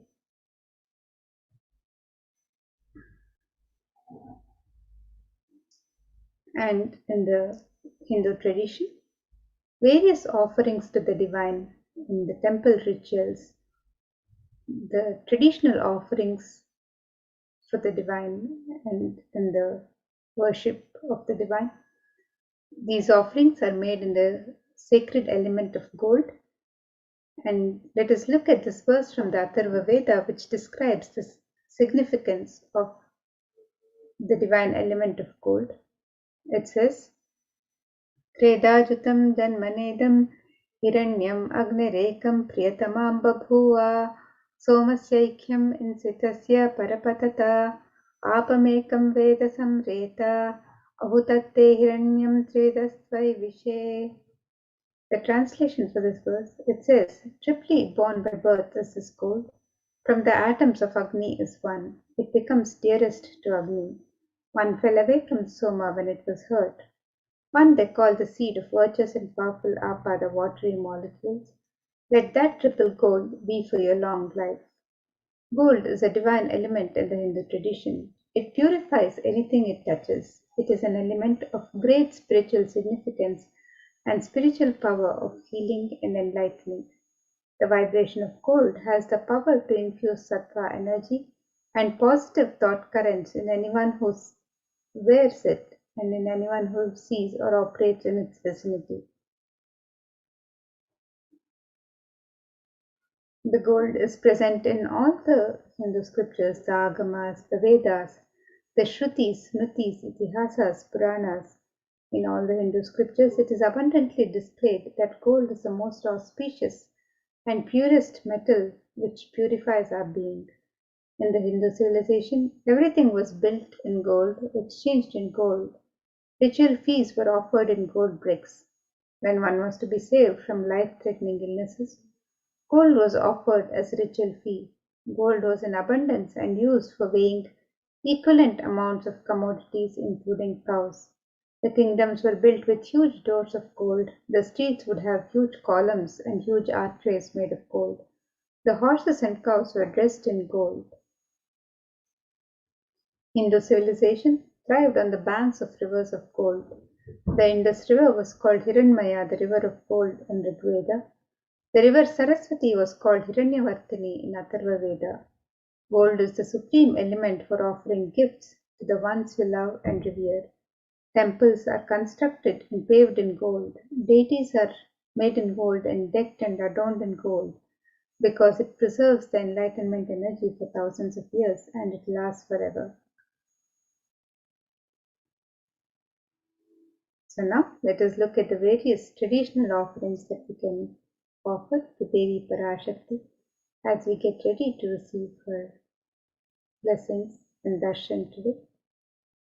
The first offering is the offering of the e-hundi, which is similar to the hundi offerings in the Hindu temples, where you can offer any amount of your choice, any token of gratitude that you want to offer to the divine. And you can make the e-hundi offerings in multiple currencies and in any amount as you would wish to offer. And Devi is described as Bhakti Priya, the one who is fond of true devotion. So let us see this verse which describes Devi's love for true devotion. It says, Bhakti Priya Bhakti Gamya Bhakti Vashya Bhayapaha Shambhavi Sharadharadhya Sharvani Sharmadaini. The translation for this verse says, Devi is fond of true devotion and is realized through true devotion. She can be won over through true devotion and she removes all fears. If there is any fear in the minds of the devotee, Devi is sure to remove that fear. It is stated that Devi likes to be worshipped in autumn. Here it is meant the autumn of our lives. When our thoughts turn more and more inwards, the role of the divine is known and understood clearly. The need for Devi worship then becomes stronger. Shambhavi is the consort of Shambhu, who is Lord Shiva. Sharadaradhya is the one who is worshipped by Devi Sharada, Devi Saraswati. Sharvani is the wife of Lord Shiva. Linga Purana says Lord Shiva is called Sharva in his earth form. Sharmadaini is Devi who bestows happiness on the devotees. And you can make this offering of e-hundi. You can offer any kanika, any token of gratitude and devotion to Devi Parashakti through the e-hundi offering and be blessed with all the auspiciousness and blessings of Devi Parashakti. So you can make this offering on the website www.kailasamailer.com/sevas.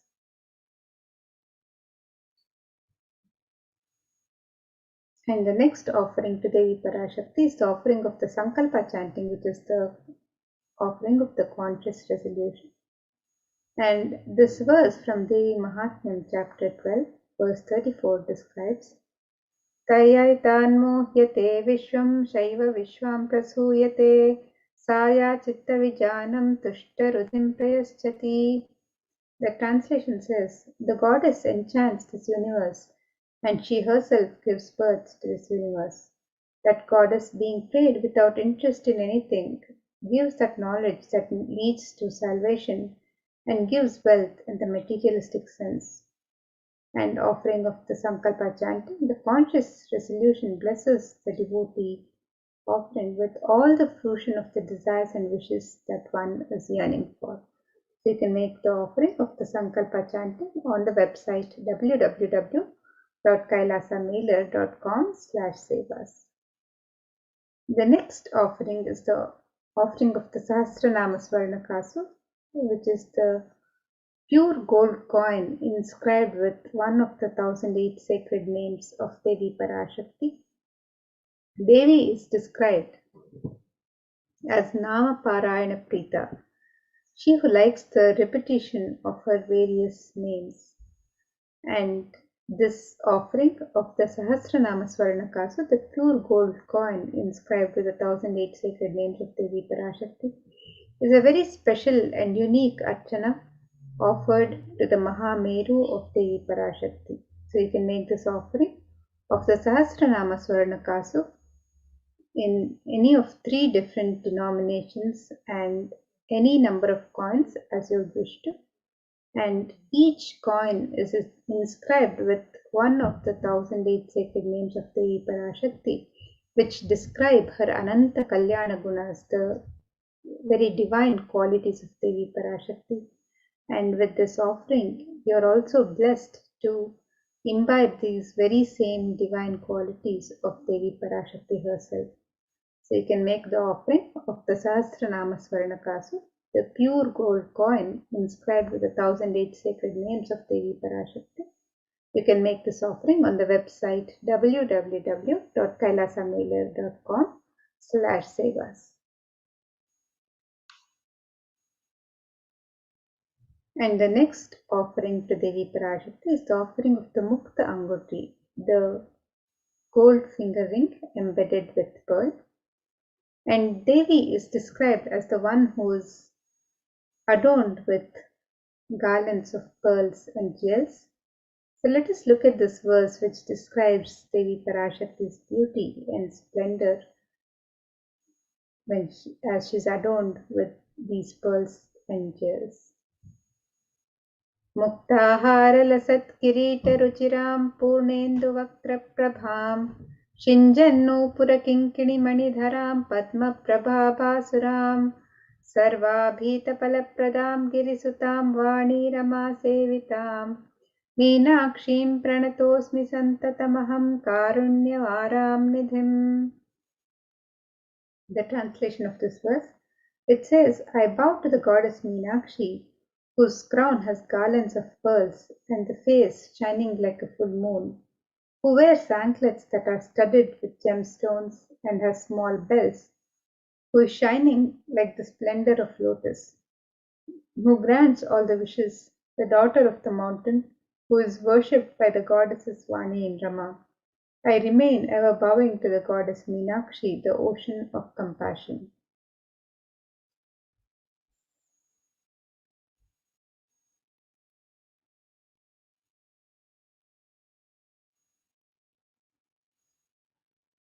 You can make this offering of the pearl finger ring, the Mukta Anguti, the gold finger ring embedded with pearl, to Devi Parashakti, and receive the blessings to be showered with her pure love and compassion in all of your business endeavors.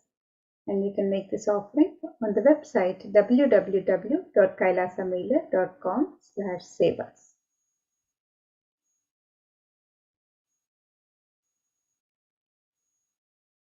And the next offering to Devi Parashakti is the offering of the Swarna Padma Pushpa, the gold lotus flower.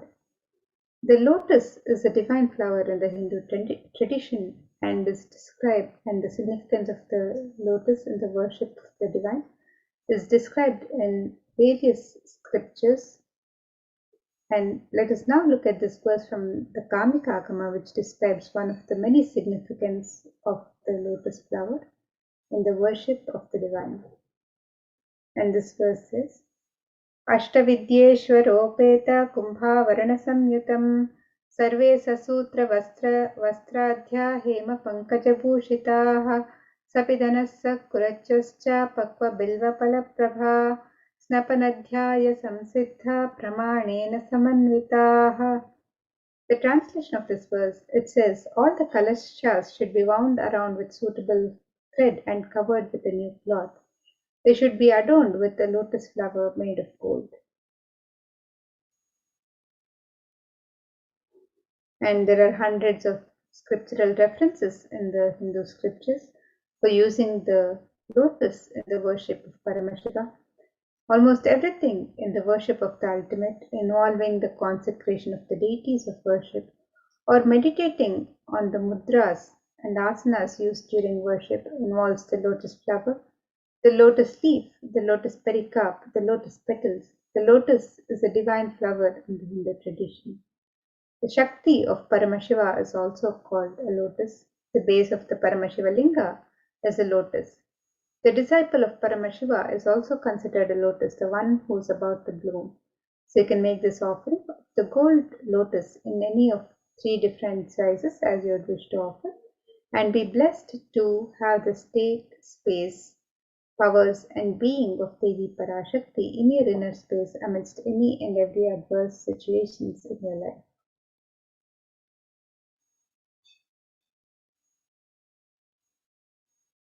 And the next offering to Devi Parashakti is the offering of the Swarnamati, the gold touring. And this verse describes the beauty of the sacred lotus feet of Devi Parashakti. It says, Nakaditi Sanchanna Namajjanatamo Guna Padadvaya Prabhajala Parakrita Saroruha. The translation of this verse, it says, You whose brightness from the toenails destroy the darkness of ignorance from the minds of your devotees who prostrate at your feet. You whose brightness from your 2 feet overpower that of the lotus flower too. So you can make this offering of the Swarnamatti, the gold touring to adorn the sacred lotus feet of Devi Parashakti, and be in constant gratitude for receiving Devi's blessings in even the most difficult aspects of life. You can make the offering of the Swarnamatti, the gold touring, on the website www.kailasamailer.com/sevas.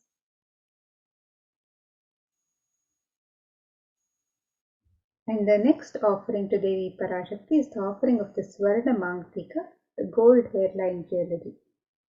Devi is described as Sudha Sharabhi Vashini, she who makes the nectar flow in all our nerves from the Sahasrara Chakra, she who gives the very pleasant experience of the ultimate. And the Swarna Mangtika represents the nectar overflowing from the Sahasrara Chakra, which is fully opened with the sacred sentiment of gratitude. And you can make this offering of the Swarna Mangtika to Devi Parashakti and receive the blessings of achieving the blissful state of overflowing gratitude and the space of complete completion. You can make this offering on the website www.kailasamailer.com/sevas. And the next offering to Devi Parashakti is the offering of the Pratyaksha Pada Puja. And these verses from Saundarya Lahari describe that the illumining splendor of Devi's toenails dispel the darkness of ignorance in the devotees prostrating at her feet, and her feet defeat the lotus in beauty. It further states that the nails have been sharpened by constantly being touched by the crowns of celestial beings who always prostrate before Devi. And Tamoguna, which is the darkness indicative of the ignorance in the minds of the devotees, is removed by constantly prostrating before Devi, and they attain the supreme knowledge. And we can make the offering of the Pratyaksha Pada Puja, the traditional ritualistic offering of gratitude from disciple to Guru.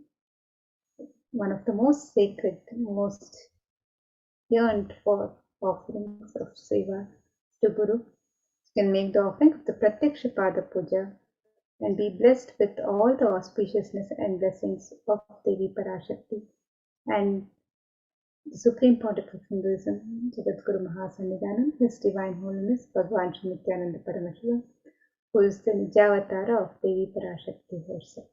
So you can make this offering of the Pratyaksha Pada Puja on the website www.kailasamailer.com/sevas.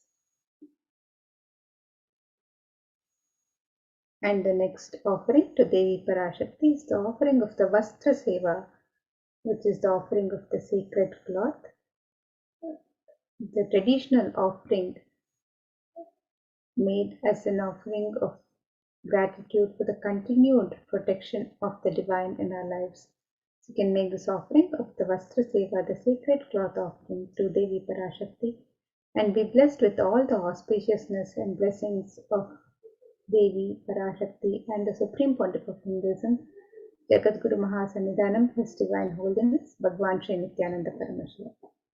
So you can make all of these offerings, the traditional offerings of the ornaments and sevas, on the website www.kailasamailer.com/sevas. So now let us look at a summary of the various offerings that can be made on the website. The first is the e-hundi offering, which can be made in multiple currencies and in any amount of your choice.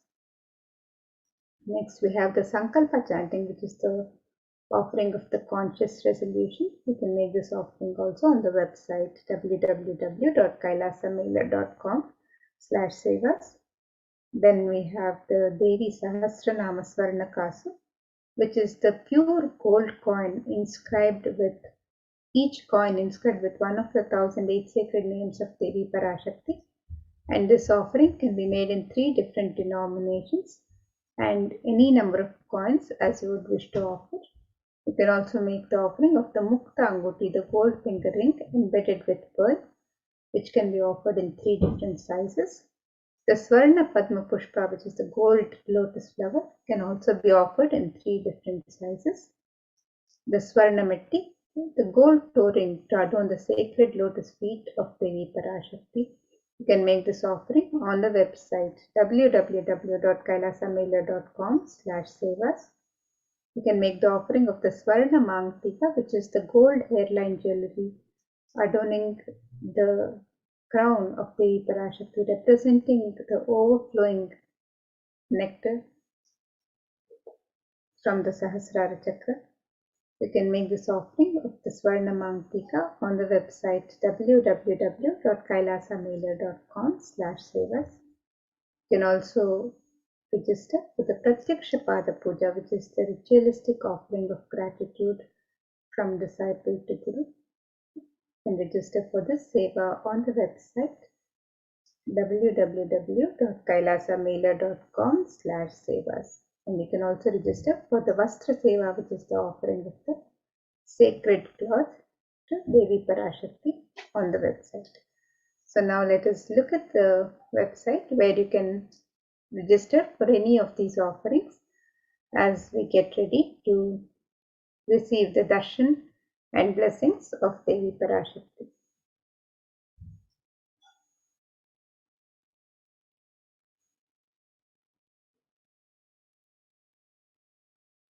So here we have the website www.kailasamailer.com/sevas,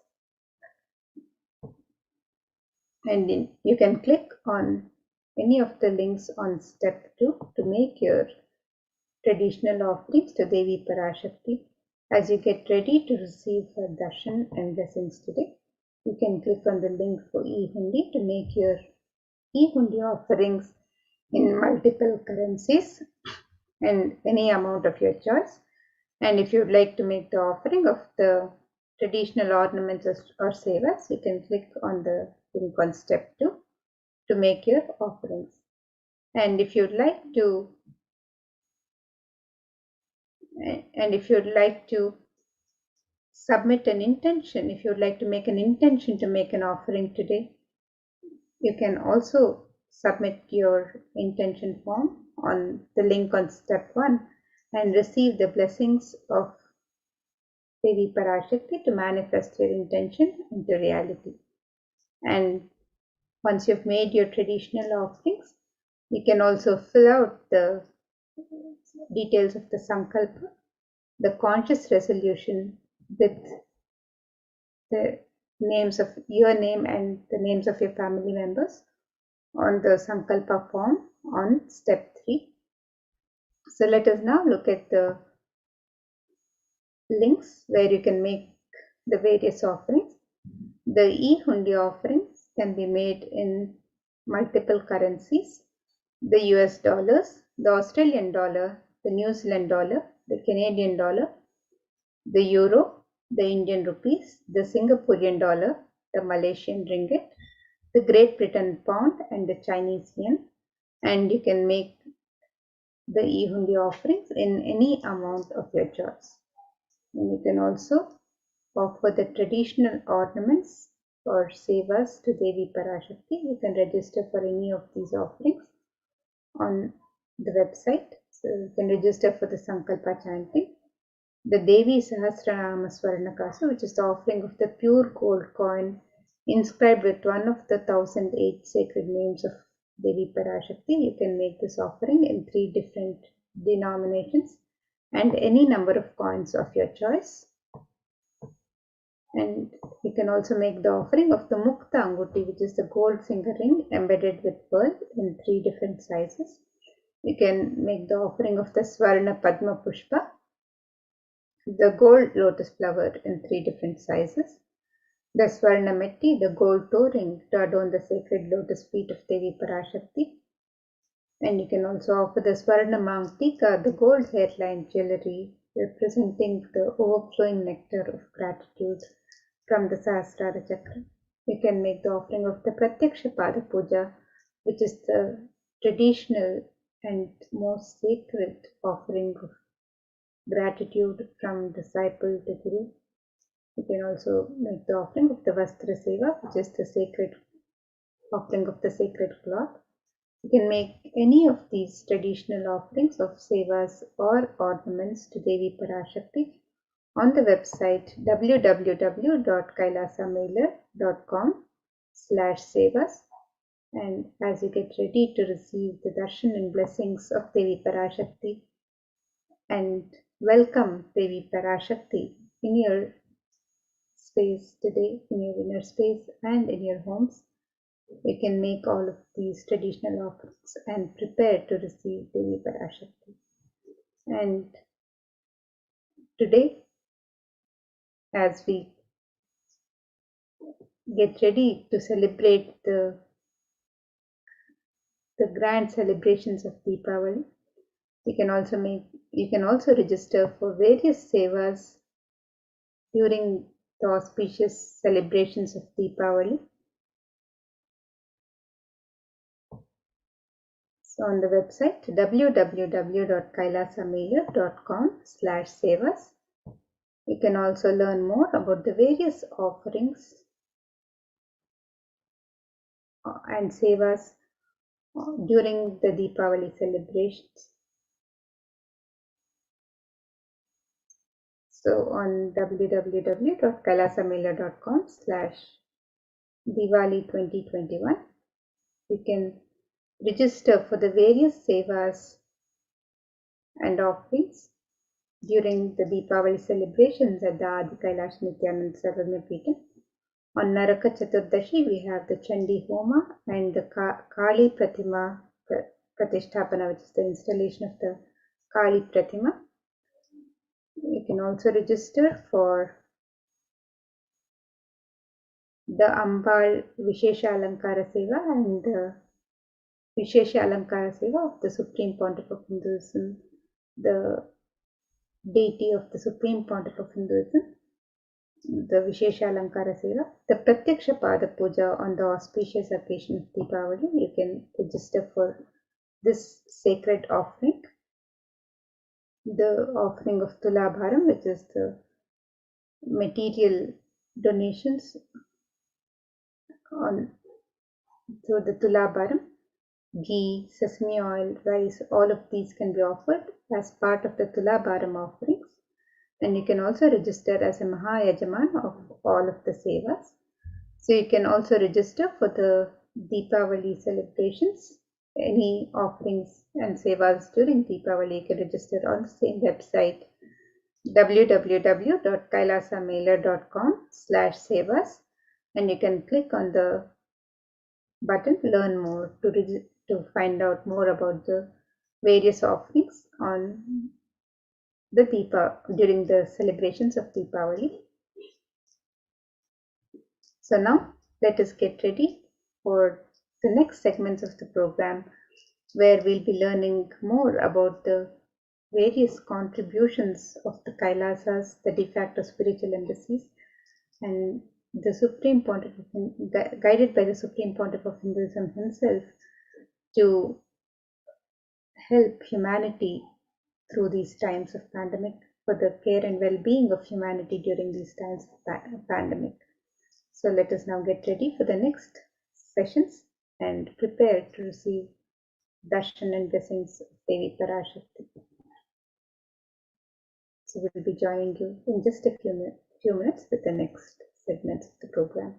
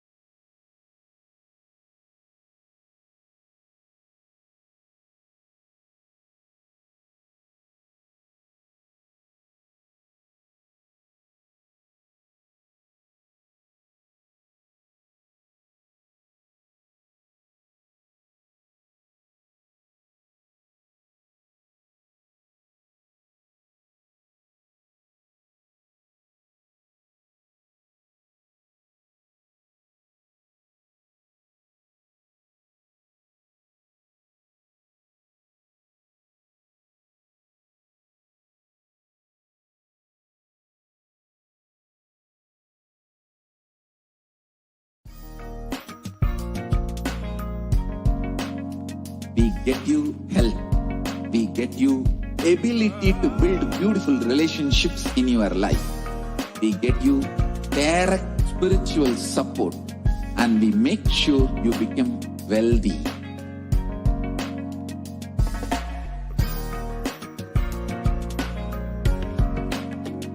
We won't stop giving you just good life. We will literally not stop till you live enlightened life. Manifesting the state of Paramashiva, space of Paramashiva, powers of Paramashiva, being of Paramashiva.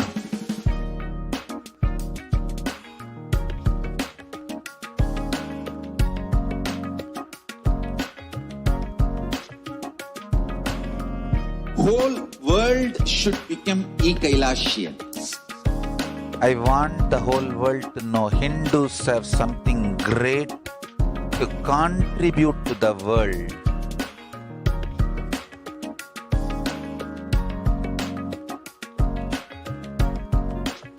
We have something great to contribute to the world.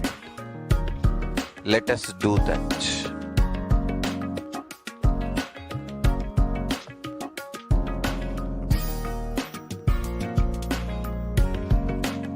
Kailasa is proper customized spiritual service helping you to identify your root patterns of suffering. We have perfected the science of helping every individual from every cultural, religious, nationality background.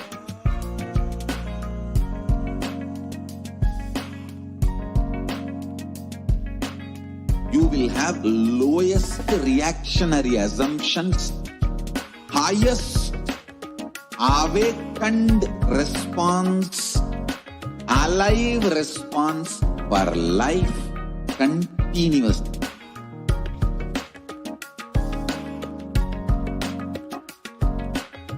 Kailasa is enlightenment ecosystem, literally enlightenment itself in your own home, wherever you are.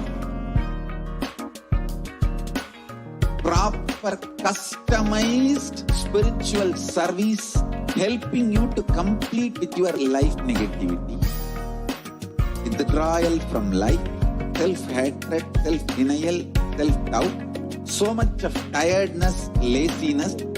We can support you aligning your diet, your attitude, your aptitude, your understanding about life. We can help you with everything.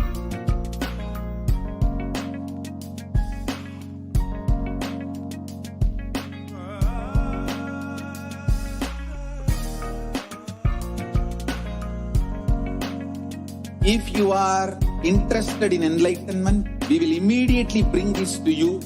If you are not interested, we will explain the whole science, inspire you, and make you interested in enlightenment science.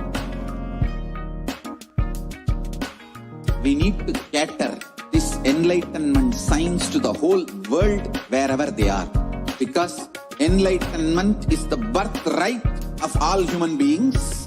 Kailasa is responsible to provide that to all human beings.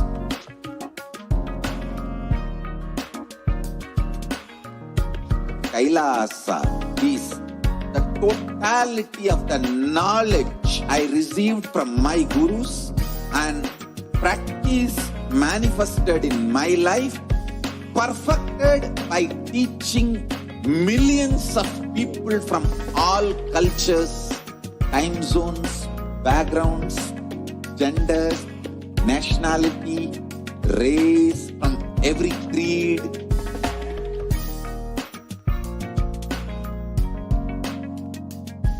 So this absolutely perfected knowledge available to you, served to you in your home without even you moving out of your couch, free of cost.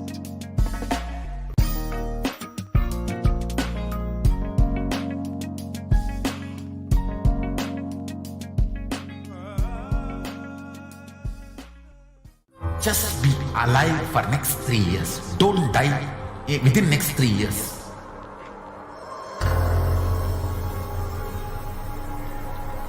Just don't die within next 3 years.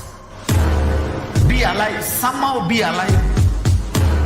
I'm working sincerely. I will reach you somehow. Somehow I will reach you. It's my commitment to humanity.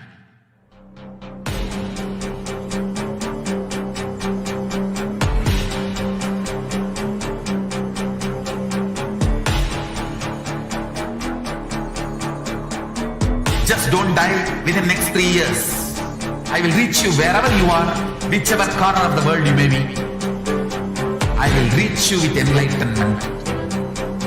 You manifesting the space, state, powers, being Paramashivoham. It is possible, and it is possible for you.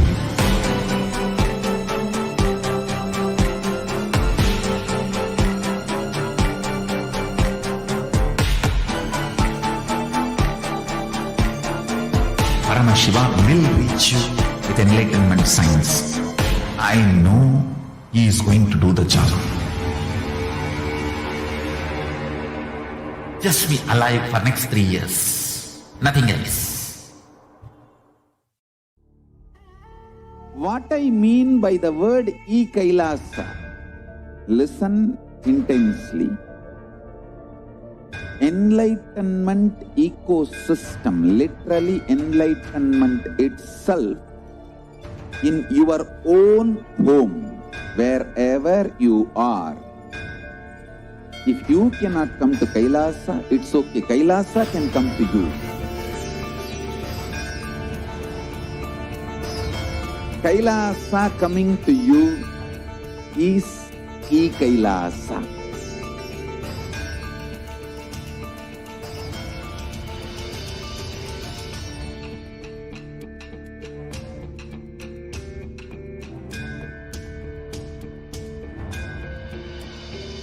I will revive Hinduism.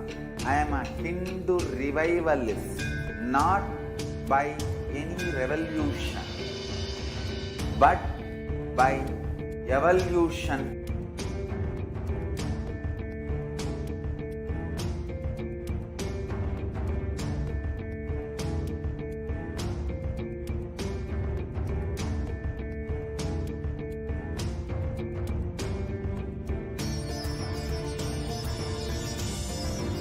And setting model communities.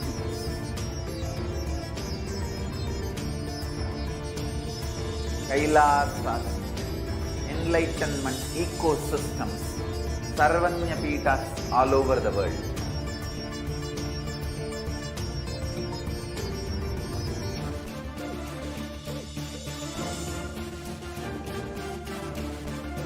All powerful cognition, knowledge, only when you live, power manifestation and possibilities manifestation happens. It's a fundamental truth.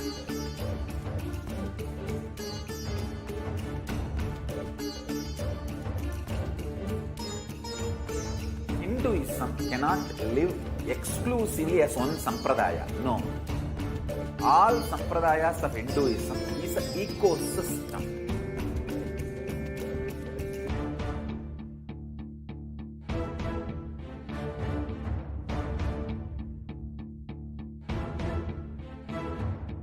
So don't keep quiet thinking that if one sampradaya is attacked, only that sampradaya is going to be affected.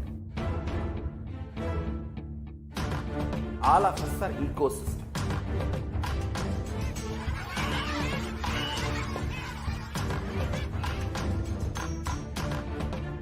I invite all of you to get involved and enjoy Hinduism by the principle of Dharmo Rakshati Rakshitaha. When you protect Dharma, Dharma protects you. We will make the whole planet flourish spiritually the spiritual prosperity will happen to the whole planet. We all have to coexist together.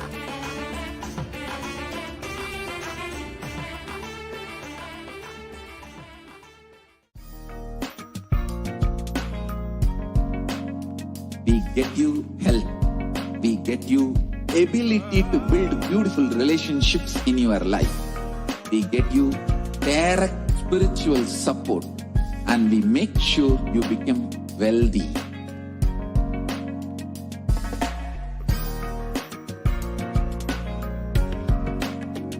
We won't stop giving you just good life. We will literally not stop till you live enlightened life. Manifesting the state of Paramashiva, space of Paramashiva, powers of Paramashiva, being of Paramashiva.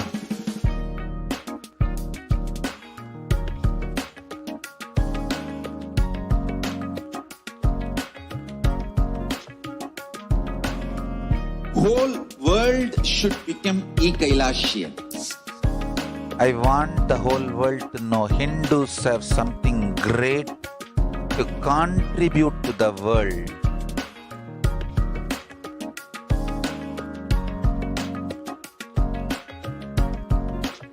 We have something great to contribute to the world. Let us do that.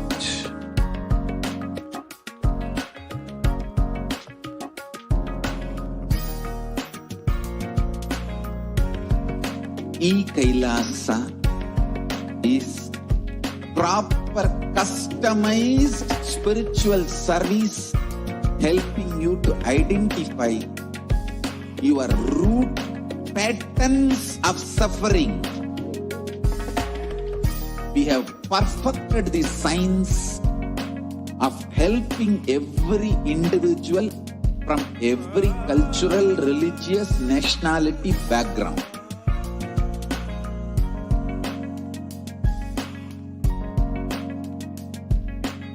You will have lowest reactionary assumptions, highest awakened response, alive response for life continuously.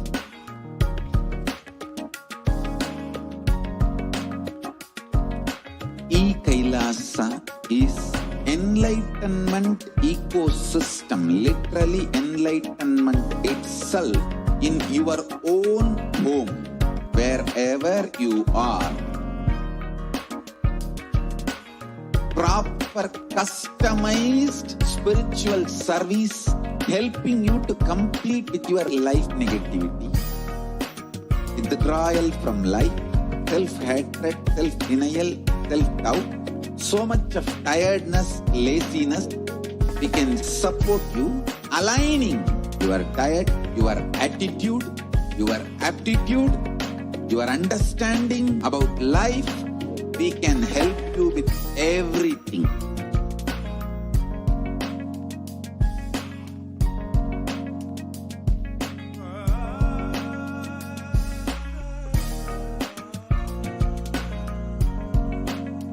If you are interested in enlightenment, we will immediately bring this to you.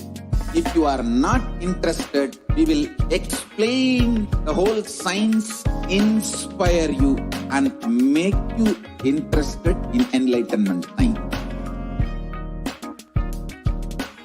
We need to cater this enlightenment science to the whole world wherever they are, because enlightenment is the birthright of all human beings. Kailasa is responsible to provide that to all human beings.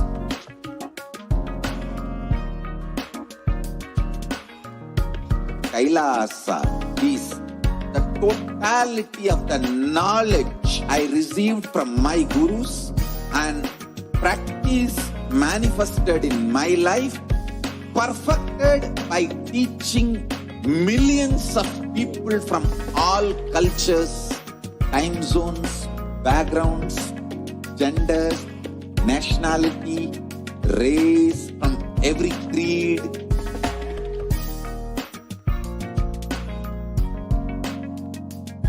So this absolutely perfected knowledge available to you, served to you in your home without even you moving out of your couch, free of cost.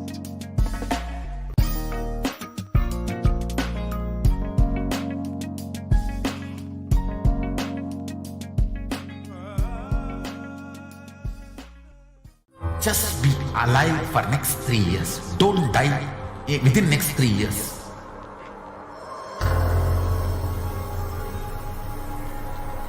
Just don't die within next 3 years. Be alive. Somehow be alive. I'm working sincerely. I will reach you somehow. Somehow I will reach you. It's my commitment to humanity.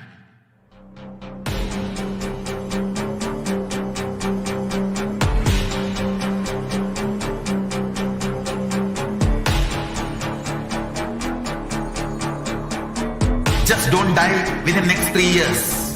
I will reach you wherever you are, whichever corner of the world you may be. I will reach you with enlightenment. You manifesting the space, state, powers, being Paramashivoham. It is possible, and it is possible for you.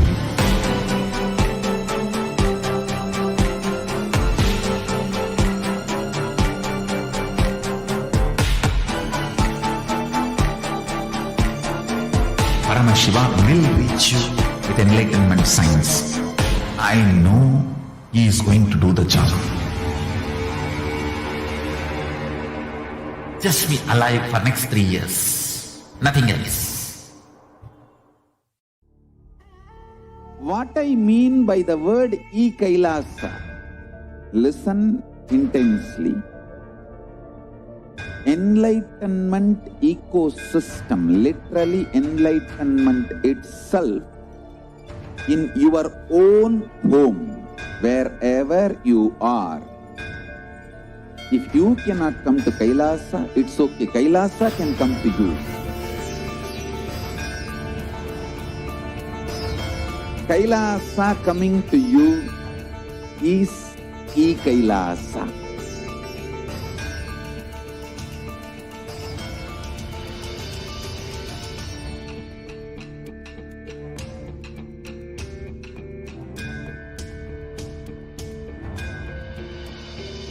I will revive Hinduism. I am a Hindu revivalist, not by any revolution, but by evolution.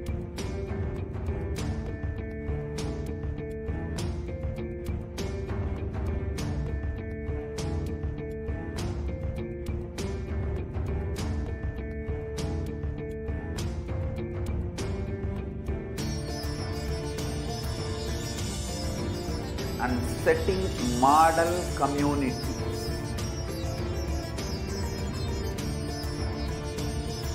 Kailasa, enlightenment ecosystems, Sarvanya Pitas all over the world.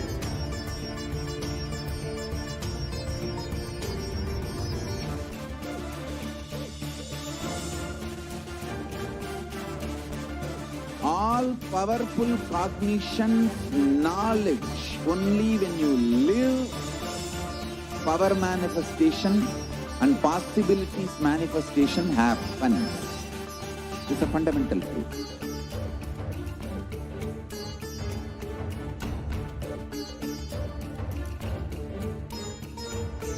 Hinduism cannot live exclusively as one sampradaya. No.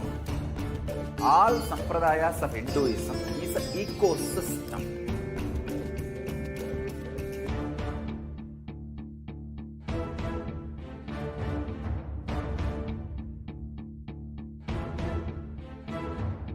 So don't keep quiet thinking that if one sampradaya is attacked, only that sampradaya is going to be affected. All of us are ecosystem.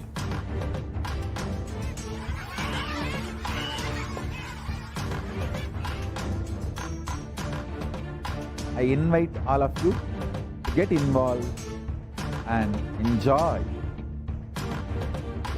Hinduism by the principle of Dharmo Rakshati Rakshitaha. When you protect Dharma, Dharma protects you. You will make the whole planet flourish spiritually. The spiritual prosperity will happen to the whole planet. We all have to coexist together.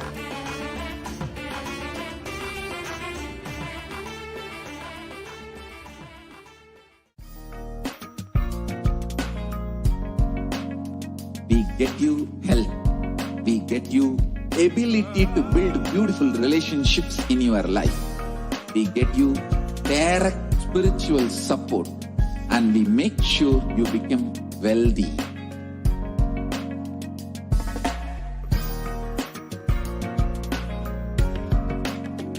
We won't stop giving you just good life. We will literally not stop till you live enlightened life. Manifesting the state of Paramashiva, space of Paramashiva, powers of Paramashiva, being of Paramashiva.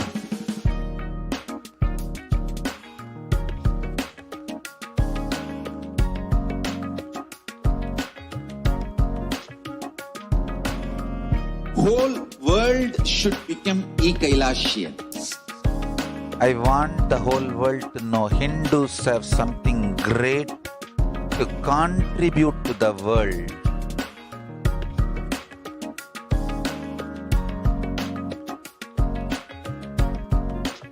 We have something great to contribute to the world. Let us do that.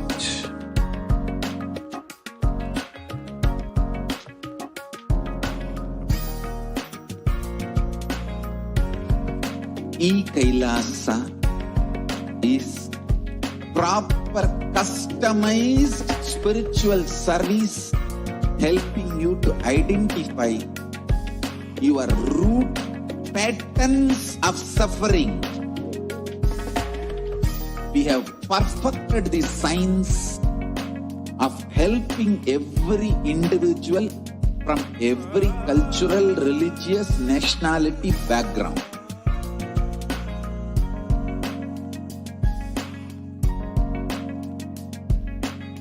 You will have lowest reactionary assumptions, highest awakened response, alive response for life continuously.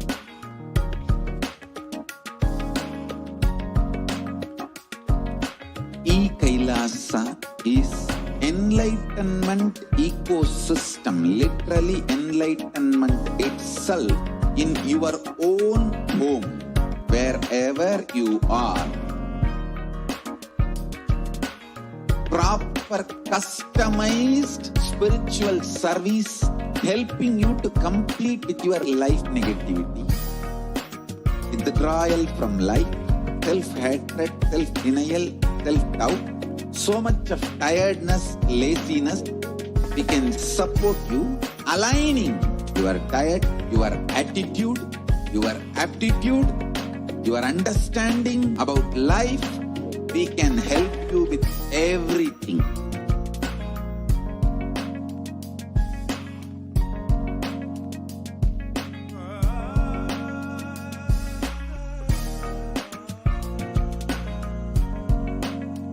If you are interested in enlightenment, we will immediately bring this to you. If you are not interested, we will explain the whole science, inspire you and make you interested in enlightenment science. We need to cater this enlightenment science to the whole world wherever they are, because enlightenment is the birthright of all human beings. Kailasa is responsible to provide that to all human beings.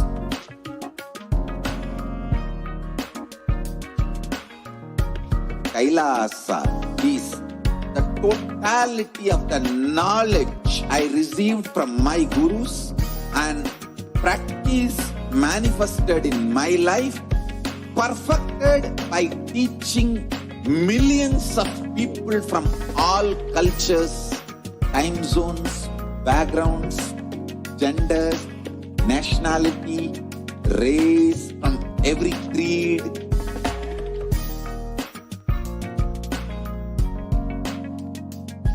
So this absolutely perfected knowledge available to you, served to you in your home without even you moving out of your couch, free of cost.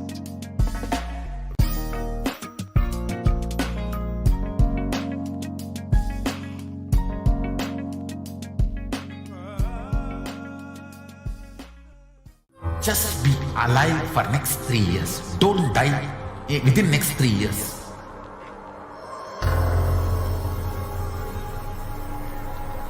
Just don't die within next 3 years. Be alive. Somehow be alive. I'm working sincerely. I will reach you somehow. Somehow I will reach you. It's my commitment to humanity.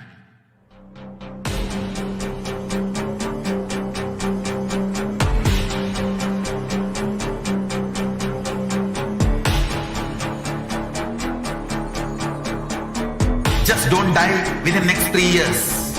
I will reach you wherever you are, whichever corner of the world you may be.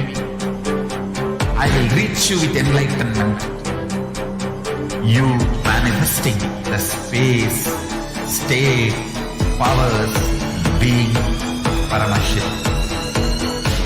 It is possible, and it is possible for you.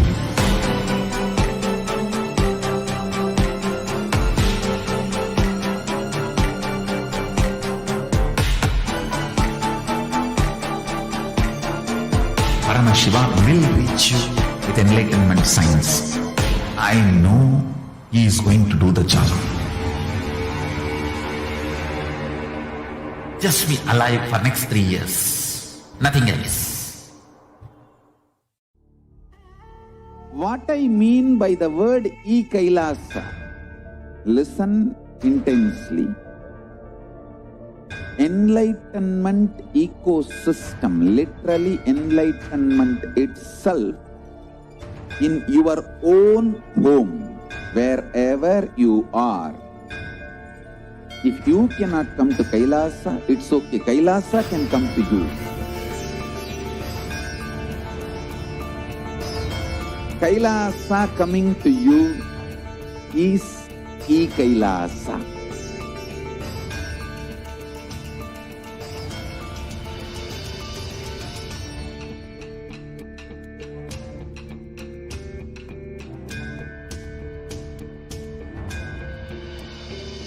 I will revive Hinduism. I am a Hindu revivalist, not by any revolution, but by evolution.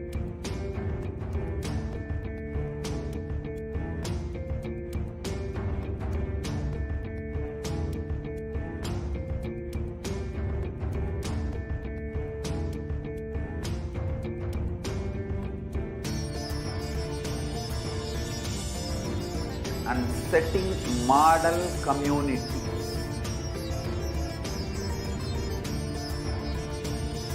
Kailasa, enlightenment ecosystems, Sarvanya Pitas all over the world.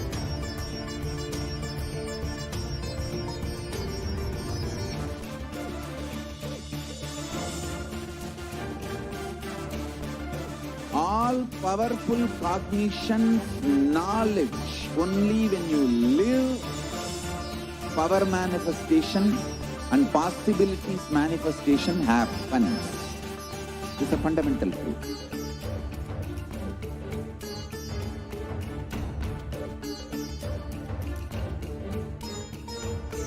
Hinduism cannot live exclusively as one sampradaya. No. All sampradayas of Hinduism is an ecosystem.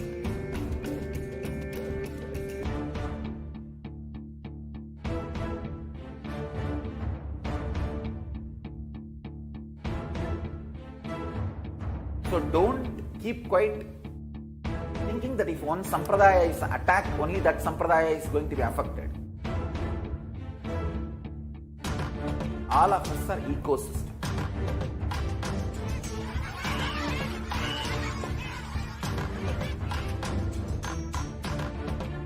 I invite all of you to get involved and enjoy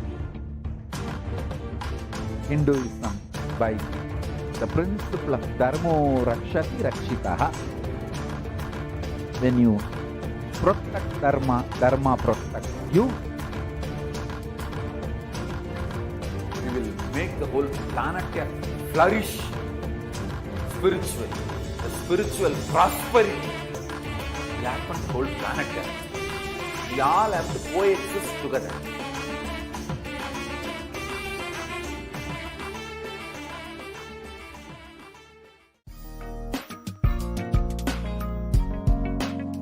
We get you health. We get you ability to build beautiful relationships in your life. We get you direct spiritual support, and we make sure you become wealthy.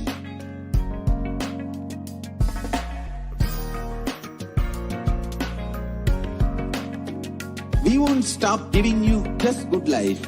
We will literally not stop till you live enlightened life.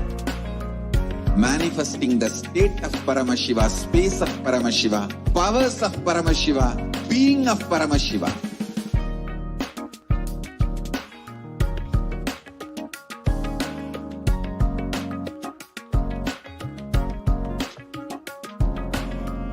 Whole world should become Kailasians. I want the whole world to know Hindus have something great to contribute to the world.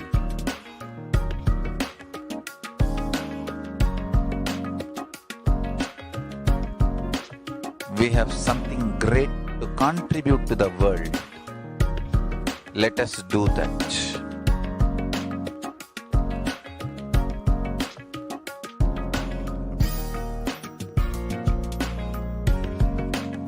Kailasa is proper customized spiritual service helping you to identify your root patterns of suffering. We have perfected the science of helping every individual from every cultural, religious, nationality background.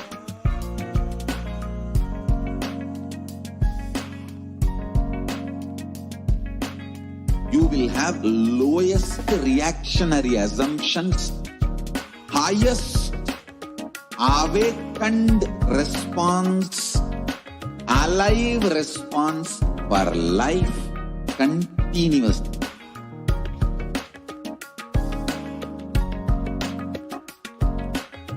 Kailasa is enlightenment ecosystem, literally enlightenment itself in your own home, wherever you are.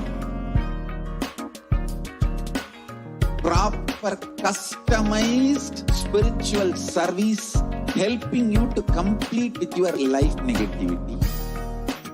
Withdrawal from life, self-hatred, self-denial, self-doubt, so much of tiredness, laziness. We can support you aligning your diet, your attitude, your aptitude, your understanding about life. We can help you with everything.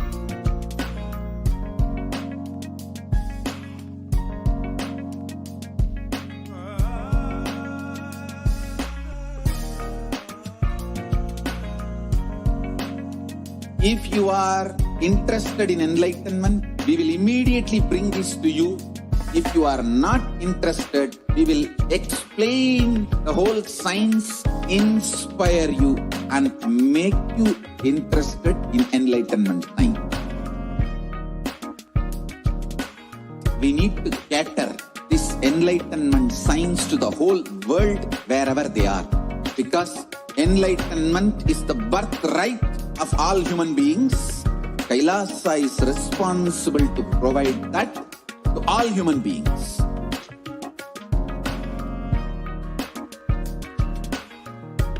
Kailasa is the totality of the knowledge I received from my gurus and practice manifested in my life, perfected by teaching millions of people from all cultures, time zones, backgrounds, genders, nationality, race, from every creed.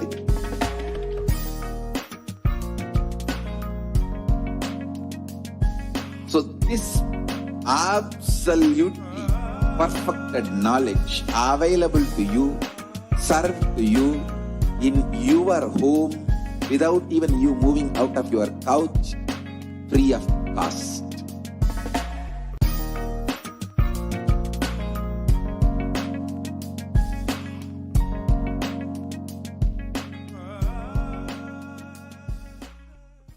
Just be alive for next 3 years. Don't die within next 3 years.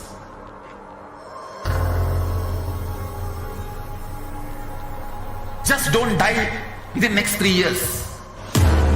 Be alive. Somehow be alive. I'm working sincerely. I will reach you somehow. Somehow I will reach you. It's my commitment to humanity.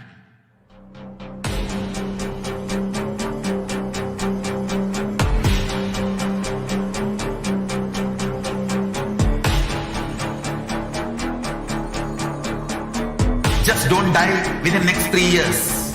I will reach you wherever you are, whichever corner of the world you may be. I will reach you with enlightenment. You manifesting the space, state, powers, being Paramashivoham. It is possible, and it is possible for you.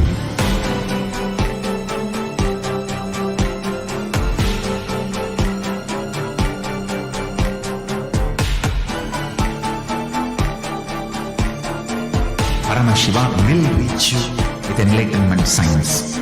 I know he is going to do the job. Just be alive for next 3 years. Nothing else. What I mean by the word Kailasa, listen intensely. Enlightenment ecosystem, literally enlightenment itself, in your own home, wherever you are. If you cannot come to Kailasa, it's okay. Kailasa can come to you. Kailasa coming to you is Kailasa.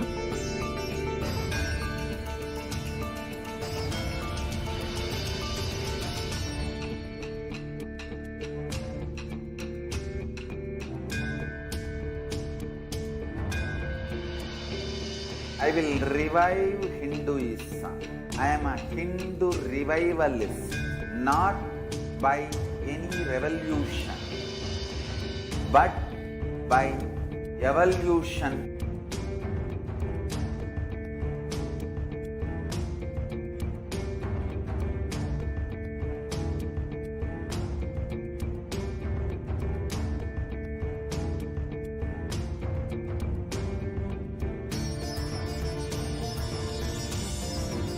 And setting model community.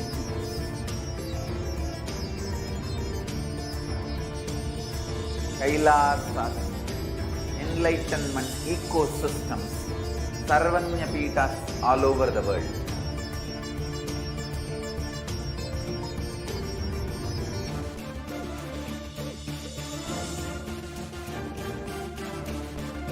All powerful cognition, knowledge, only when you live, power manifestation and possibilities manifestation happens. It's a fundamental truth.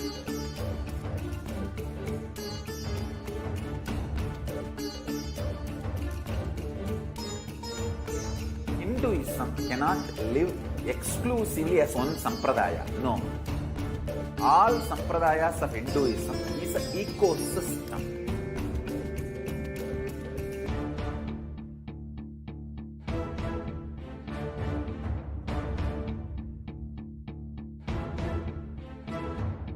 So don't keep quiet thinking that if one sampradaya is attacked, only that sampradaya is going to be affected. All of us are ecosystem.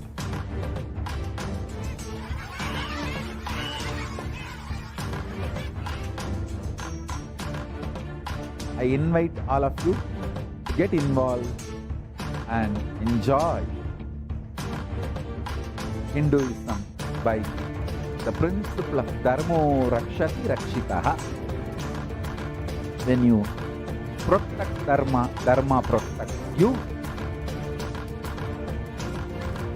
We will make the whole planet flourish spiritually. The spiritual prosperity will happen to the whole planet. We all have to coexist together.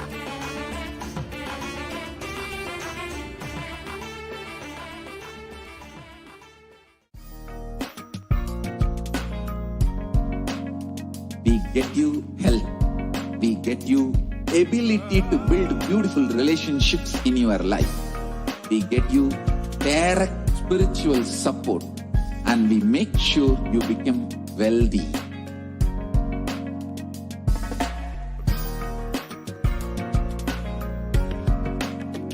We won't stop giving you just good life. We will literally not stop till you live enlightened life.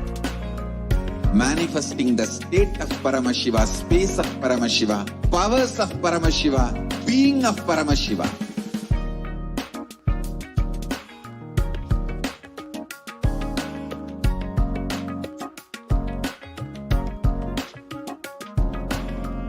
Whole world should become Kailasian. I want the whole world to know Hindus have something great to contribute to the world.